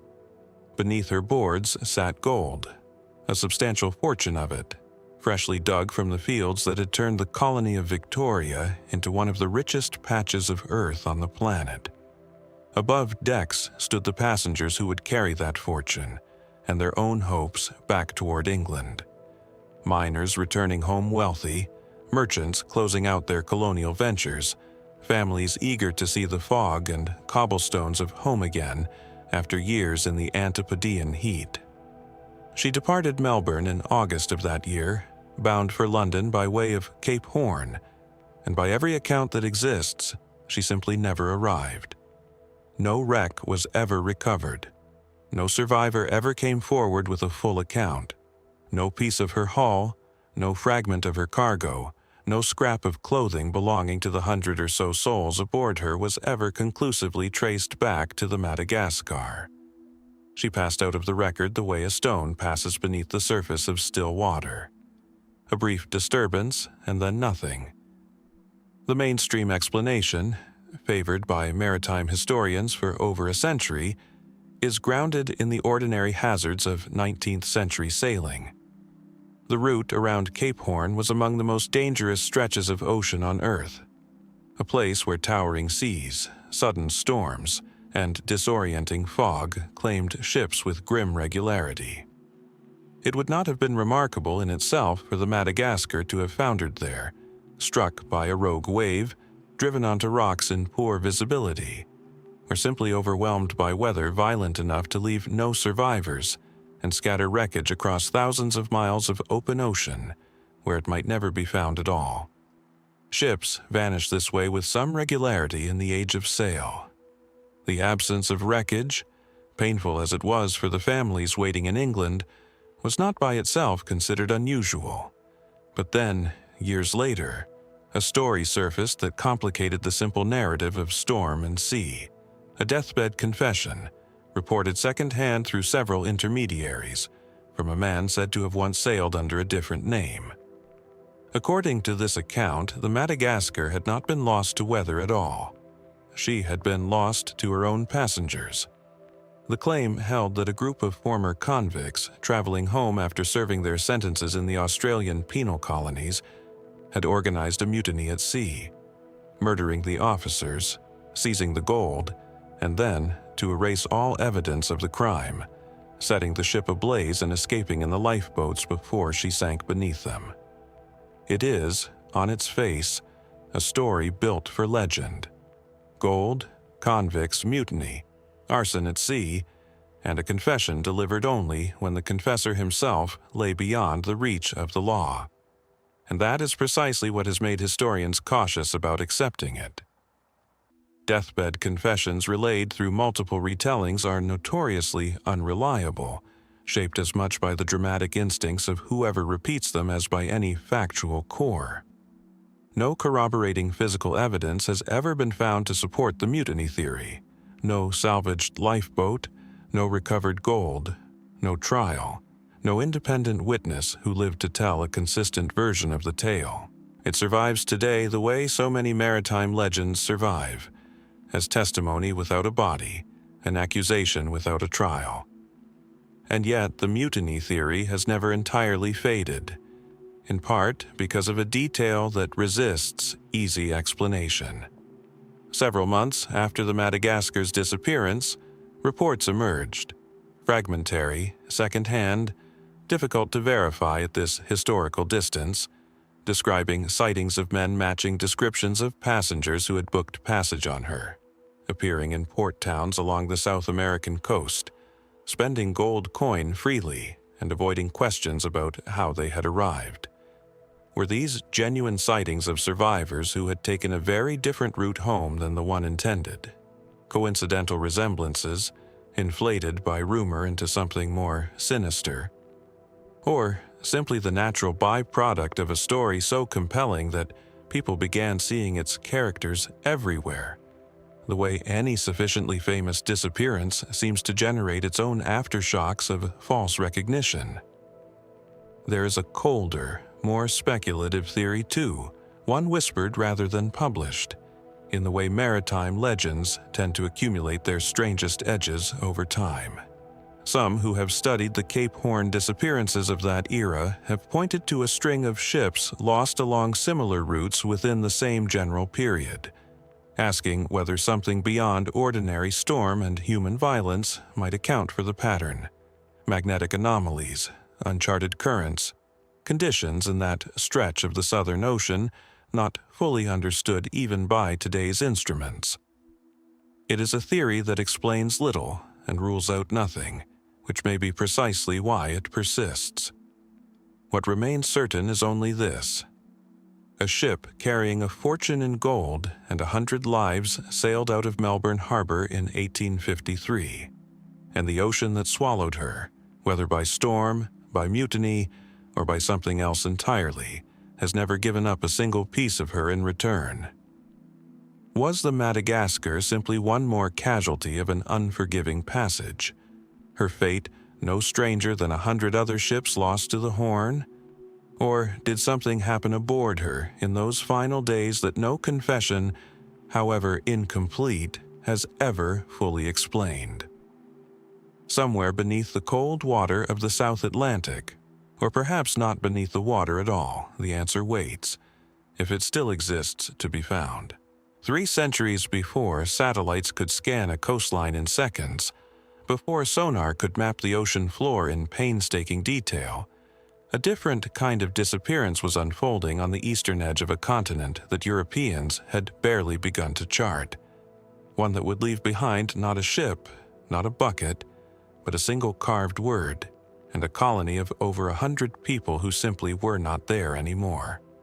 The place was Roanoke Island, a low strip of land off the coast of present-day North Carolina, wedged between the Outer Banks and the mainland in a tangle of marsh grass, sandy soil, and brackish water.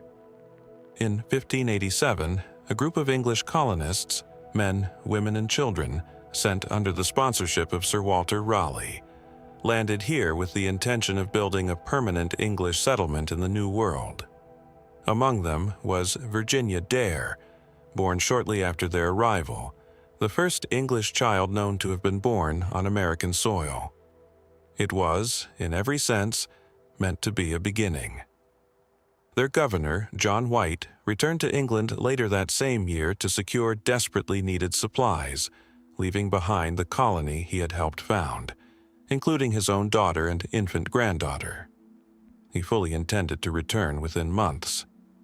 Instead, war between England and Spain delayed his voyage for 3 long years, the English crown redirecting every available ship toward the defense of the realm against the Spanish Armada.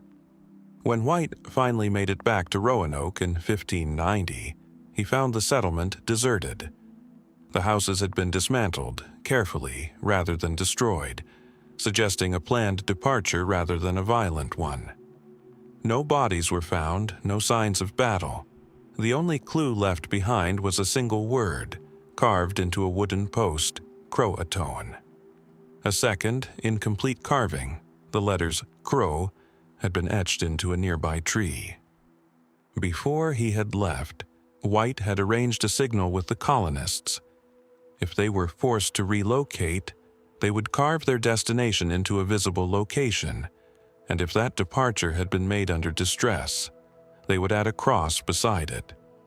No cross was found. By White's own reasoning, this should have meant the colonists had left safely, likely relocating to Croatoan Island, home to a Native American tribe with whom the English had maintained relatively friendly relations. It should have been, in theory, a solvable mystery, a clear message, followed by a straightforward search. But a violent storm prevented White's ships from reaching Croatoan Island to investigate further, and with his funding and patience exhausted, White returned to England without ever confirming what had become of the settlers he left behind, including his own family. He would never return to America again. And in the centuries since, despite the seemingly clear clue the colonists left for exactly this purpose, no conclusive trace of the Roanoke colonists, alive, assimilated, or dead, has ever been definitively confirmed. The mainstream explanation, and the one best supported by subsequent research, holds that the colonists most likely did exactly what the carved words suggested. They relocated to live among the Croatoan people, or possibly other neighboring tribes, integrating into native communities as a matter of survival, once it became clear that English resupply was not coming. This theory has gained considerable support over the years. Early explorers in the decades following White's failed return reported hearing accounts, second-hand and difficult to verify, of gray-eyed native individuals in the region who claimed English ancestry. Later, archaeological work on Hatteras Island, believed to be the historical site of Croatoan, has recovered European artifacts dating to the correct period, including a signet ring and fragments of English-made tools, mixed among Native American materials in a pattern consistent with genuine cultural blending rather than trade alone. And yet the evidence, while suggestive, has never been conclusive enough to close the case entirely. Why, if the colonists successfully integrated into a known and named community, does no definitive, unambiguous documentation of their fate survive from that era? Why did subsequent English expeditions to the region, arriving years later, fail to locate the colonists themselves, despite hearing rumors and second-hand reports that place them in the general vicinity? It is here that the more speculative theories begin to take root, not to replace the mainstream explanation, but to occupy the space its uncertainties leave open. Some historians and researchers have proposed that the colonists split into smaller groups, dispersing among multiple native communities across a wider area rather than relocating as a single body to one destination, which would explain both the scattered second-hand reports and the frustrating lack of a single, findable settlement. Others have raised the possibility of conflict, that some or all of the colonists may have been killed, either by native groups with whom relations had soured or by rival Spanish forces active in the region during that period, though no direct evidence of a massacre has ever been recovered.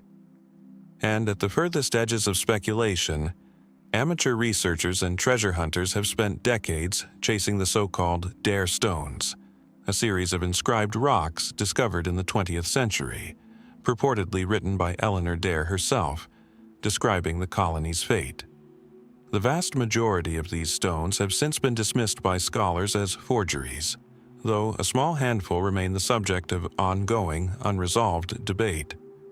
What we are left with, more than 4 centuries later, is a single carved word on a wooden post, a message meant to solve a mystery that instead deepened it. The colonists left instructions for exactly this situation, and by every rule they themselves established, those instructions should have led White directly to them. Did the storm that turned his ships back simply delay an answer that was there all along, waiting on Croatoan Island for a search that never fully happened? Or does the true fate of the Roanoke colonists lie scattered across a wider, wilder stretch of coastline than anyone has yet managed to search? 100 lives absorbed so completely into the land itself that no carved word could ever have led us to them?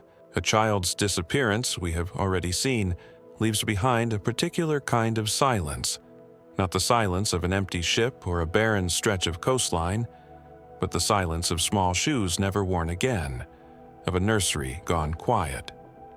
That same silence settles now over a fortress on the banks of the Thames, more than a century before Roanoke's colonists vanished into the American wilderness, where 2 royal children walked through a gate and were never seen again.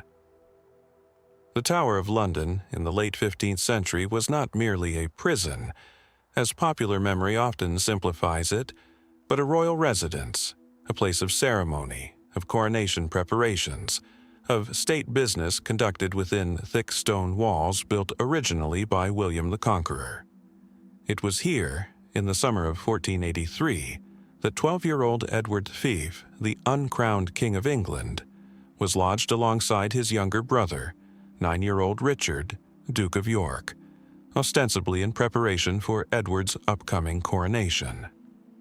The boys were the sons of the recently deceased King Edward IV, and by every rule of succession understood at the time, the elder of the two was next in line for the throne of England. Their uncle, Richard, Duke of Gloucester, had been appointed Lord Protector to guide the young king through his minority, a role with deep historical precedent, and one that, on its surface, gave no immediate cause for alarm. But in the weeks that followed, the political ground beneath the princes shifted with unsettling speed. Clergy loyal to Gloucester began publicly questioning the legitimacy of the boys' parents' marriage, raising claims that would, if accepted, render both princes illegitimate and therefore ineligible for the throne. By late June of that year, Parliament had formally declared Edward IV's marriage invalid. The princes were declared bastards, and Richard, their own uncle, was crowned King Richard III. The boys, still lodged in the Tower, were seen with diminishing frequency over the following months. Contemporary accounts describe them being glimpsed playing in the Tower gardens during the early summer, and then, gradually, not at all. By the end of 1483, they had vanished from the historical record entirely. No confirmed sighting, no letter, no burial, no explanation offered by the crown that now depended on their absence to remain secure. The most widely accepted explanation, then and now, holds Richard III directly responsible, that he ordered the murder of his nephews to eliminate any rival claim to the throne he had just seized, and that their bodies were disposed of quietly within the Tower grounds to avoid the political catastrophe that public knowledge of the murder would have caused. This theory gained a measure of physical support in 1694, nearly 2 centuries later, when workmen renovating a staircase within the Tower discovered a wooden box containing 2 small skeletons buried beneath the rubble. King Charles II, accepting the bones as those of the missing princes, ordered them interred in Westminster Abbey, where they remain to this day, sealed in an urn that has never been fully opened for modern scientific examination. And this is precisely where the mystery refuses to close as neatly as the 17th century assumed it had.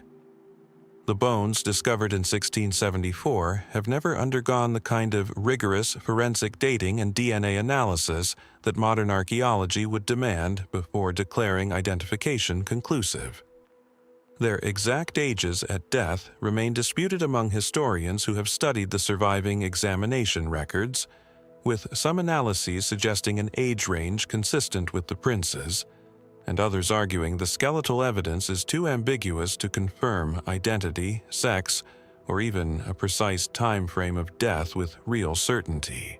Westminster Abbey and the Crown have, to date, declined to authorize the kind of testing that could settle the question permanently, leaving the remains simultaneously treated as historical fact and formally unconfirmed. Absent that certainty, alternative theories have persisted for centuries, circling the same fundamental question the missing princes have always posed. If not Richard III, then who? And if Richard III, then how certain can we truly be? Some historians have pointed instead to Henry Tudor, who defeated Richard at Bosworth Field in 1485 and became King Henry VII, noting that Henry had at least as strong a motive to see the princes eliminated once he took the throne himself, and that the princes' deaths were never publicly announced with any real detail even after his victory. An odd silence for a king who might have used their murder to further blacken his predecessor's name. Others have proposed the Duke of Buckingham, a powerful nobleman with access to the Tower and shifting political loyalties of his own, as a possible culprit acting with or without Richard's direct knowledge.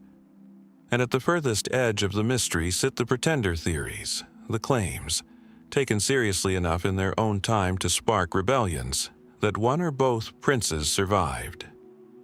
A man known to history as Perkin Warbeck spent years in the 1490s, claiming to be the younger prince, Richard, having escaped the Tower as a child, and found sufficient support across European courts to mount a genuine, if ultimately unsuccessful, challenge for the English throne before his eventual execution.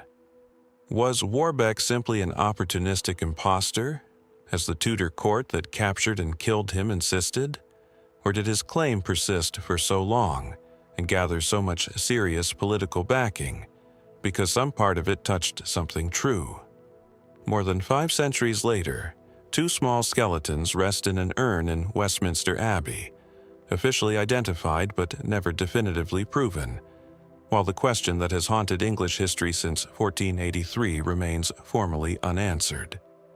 Did 2 boys die within the walls of the tower, victims of the very uncle meant to protect them?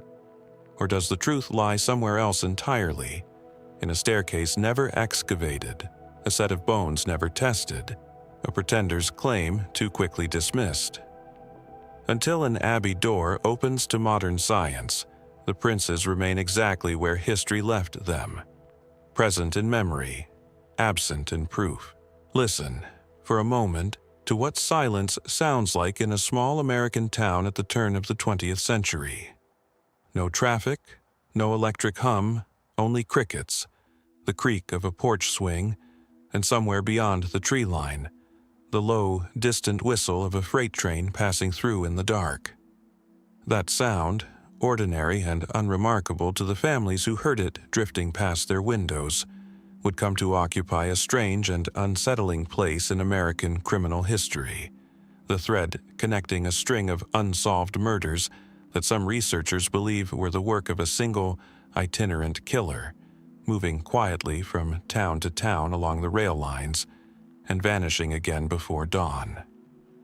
The most infamous of these crimes occurred in June of 1912, in the small town of Villisca, Iowa. The Moore family, parents Josiah and Sarah, their 4 children, and 2 young house guests, were found bludgeoned to death in their home, killed with an axe belonging to Josiah himself, left behind at the scene. The attacks had occurred while the household slept, with such precision and control that neighbors in adjoining homes reported hearing nothing at all. The killer, whoever they were, had covered the mirrors in the house with cloth and left a bowl of bloodied water on the kitchen table. Details that investigators at the time found deeply disturbing, and that remain, to this day, entirely unexplained. No definitive motive was established. No weapon beyond the family's own axe was recovered. And despite an investigation that consumed years, multiple suspects, and a level of public attention rare for a small Midwestern town, the Villisca murders were never conclusively solved. For decades, the case stood largely on its own in the public imagination, a singular, isolated horror, the kind small towns tell themselves could never happen twice. It was not until the early 21st century when author and baseball statistician Bill James turned his analytical attention to the case that a far larger and more unsettling pattern began to emerge. James, working alongside his daughter, Rachel McCarthy James, spent years combing through newspaper archives, court records, and local histories from across the United States, searching for cases that shared the specific, distinctive signature of the Villisca killings. Entire families attacked at night with a bladed or blunt weapon, often the family's own axe, in towns frequently located near active rail lines, with the killer entering and exiting without detection and, in several cases, covering mirrors or windows at the scene. What they found, compiled in their 2017 book on the subject, was a pattern spanning more than a decade and stretching across a dozen or more states. Dozens of unsolved family murders between roughly 1898 and 1912, sharing enough specific, unusual details that random coincidence seemed, to the researchers at least, statistically difficult to accept. The proximity of so many of these crime scenes to railway lines formed the basis of the theory's name. A killer who did not settle in any single community, who used the rail network's speed and anonymity to strike and disappear long before local investigators, working without telephones, forensic science, or any means of rapid communication between jurisdictions, could ever connect one town's tragedy to another's. The mainstream historical assessment of the man from the train theory occupies careful, cautious ground. Most criminal historians agree that at least some of the cases James identified show genuine, compelling similarities difficult to dismiss as coincidence. The axe murders, in particular, cluster with a consistency that invites serious scrutiny, but the sheer scale of the theory, linking dozens of murders across a 15-year span to a single perpetrator, has drawn skepticism from researchers who note that turn-of-the-century America, without centralized crime databases or forensic standardization, likely produced numerous unrelated, unsolved family murders that simply resembled one another due to the limited number of weapons and methods available to any rural killer of the era. An axe, after all, was the most common tool in nearly every American farmhouse of the period. Its presence at multiple crime scenes may reflect opportunity, rather than a single hand wielding it again and again. And so the theory occupies an uneasy space between rigorous pattern analysis and speculative reconstruction, plausible enough to have reshaped how historians look at an entire era of American unsolved crime, yet impossible to confirm with the kind of forensic certainty modern investigations would require. No suspect was ever named with confidence during the murders themselves. No confession, no surviving physical evidence linking the cases, no photograph or witness description consistent enough across incidents to build the kind of case that would satisfy a modern court has ever surfaced. What exists instead is a pattern, compelling to some, circumstantial to others, stretched across a landscape of small towns that, in most cases, never knew they were connected to anything beyond their own private tragedy.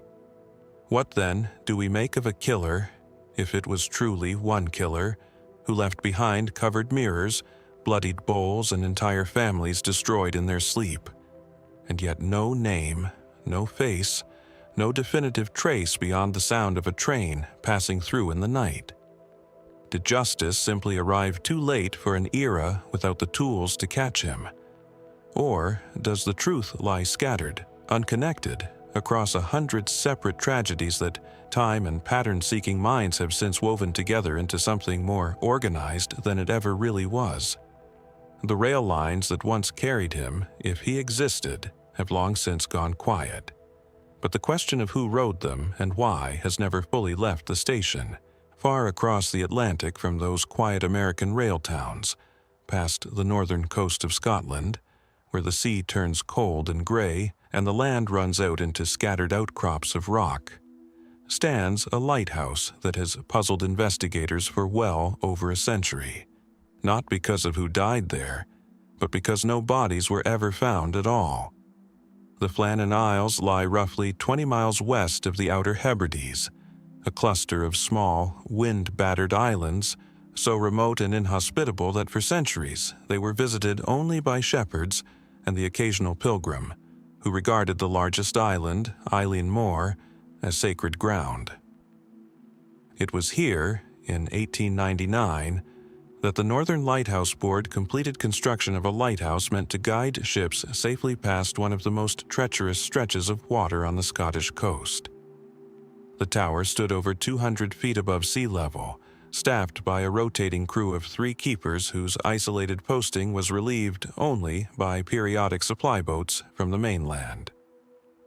On the 15th of December, 1900, a passing ship reported that the lighthouse's beacon was not lit, an alarming sight for any vessel navigating those waters at night, and a clear signal that something aboard the station had gone wrong. Poor weather delayed the arrival of a relief boat for 11 days. When the vessel Hesperus finally reached Eilean Mor on the 26th of December, the crew found no one to greet them. The lighthouse was empty. All 3 keepers, James Ducat, Thomas Marshall, and Donald MacArthur, had vanished without a trace. What the investigators found inside the lighthouse only deepened the mystery rather than resolving it. The kitchen table held a meal, partially eaten, alongside an overturned chair, as though someone had risen suddenly and left in haste. The clocks throughout the station had stopped.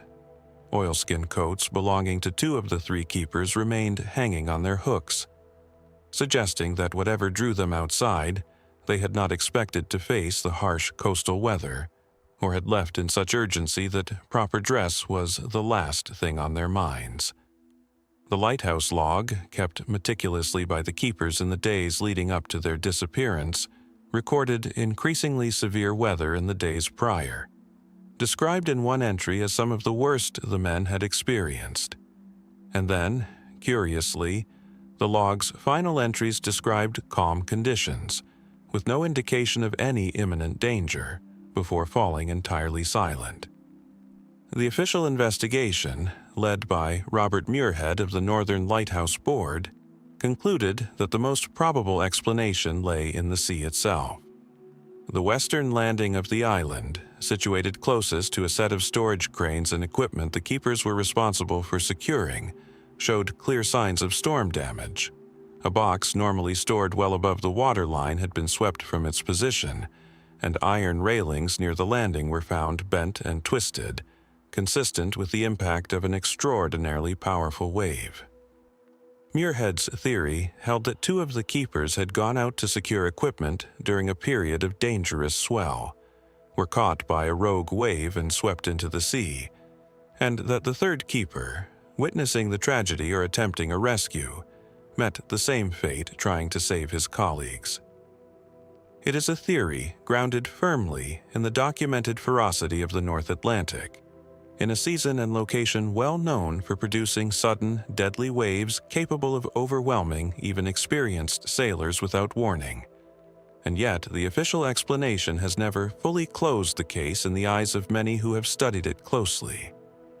If the weather had indeed calmed by the time of the men's disappearance, as the Lighthouse's own log suggested, why would experienced keepers, men trained specifically to understand the dangers of that coastline, have gone out to the exposed western landing during a lull, rather than waiting for conditions to improve further?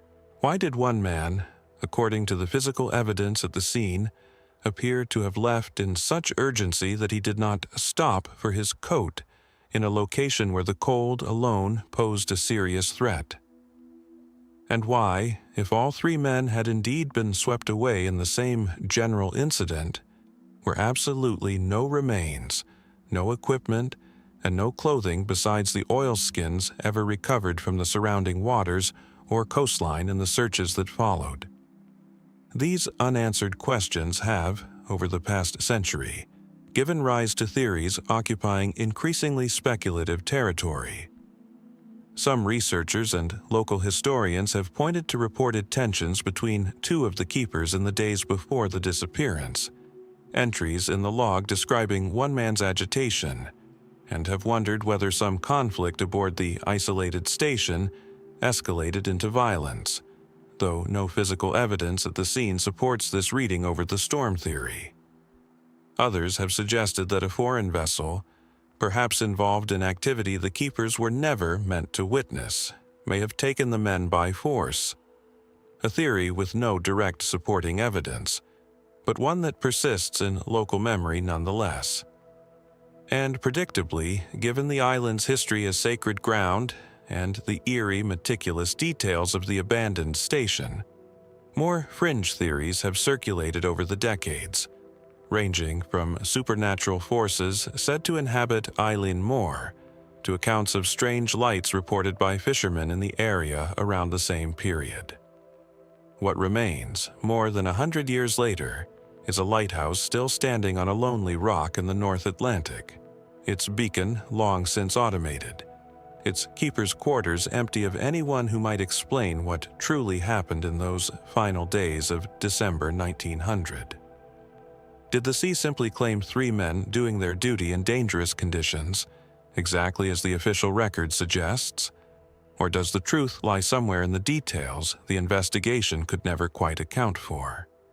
The missing coat, the calm final log entry, the complete absence of any remains. The waves that broke against Eilean Moor that winter have long since receded, but the silence they left behind has never fully lifted,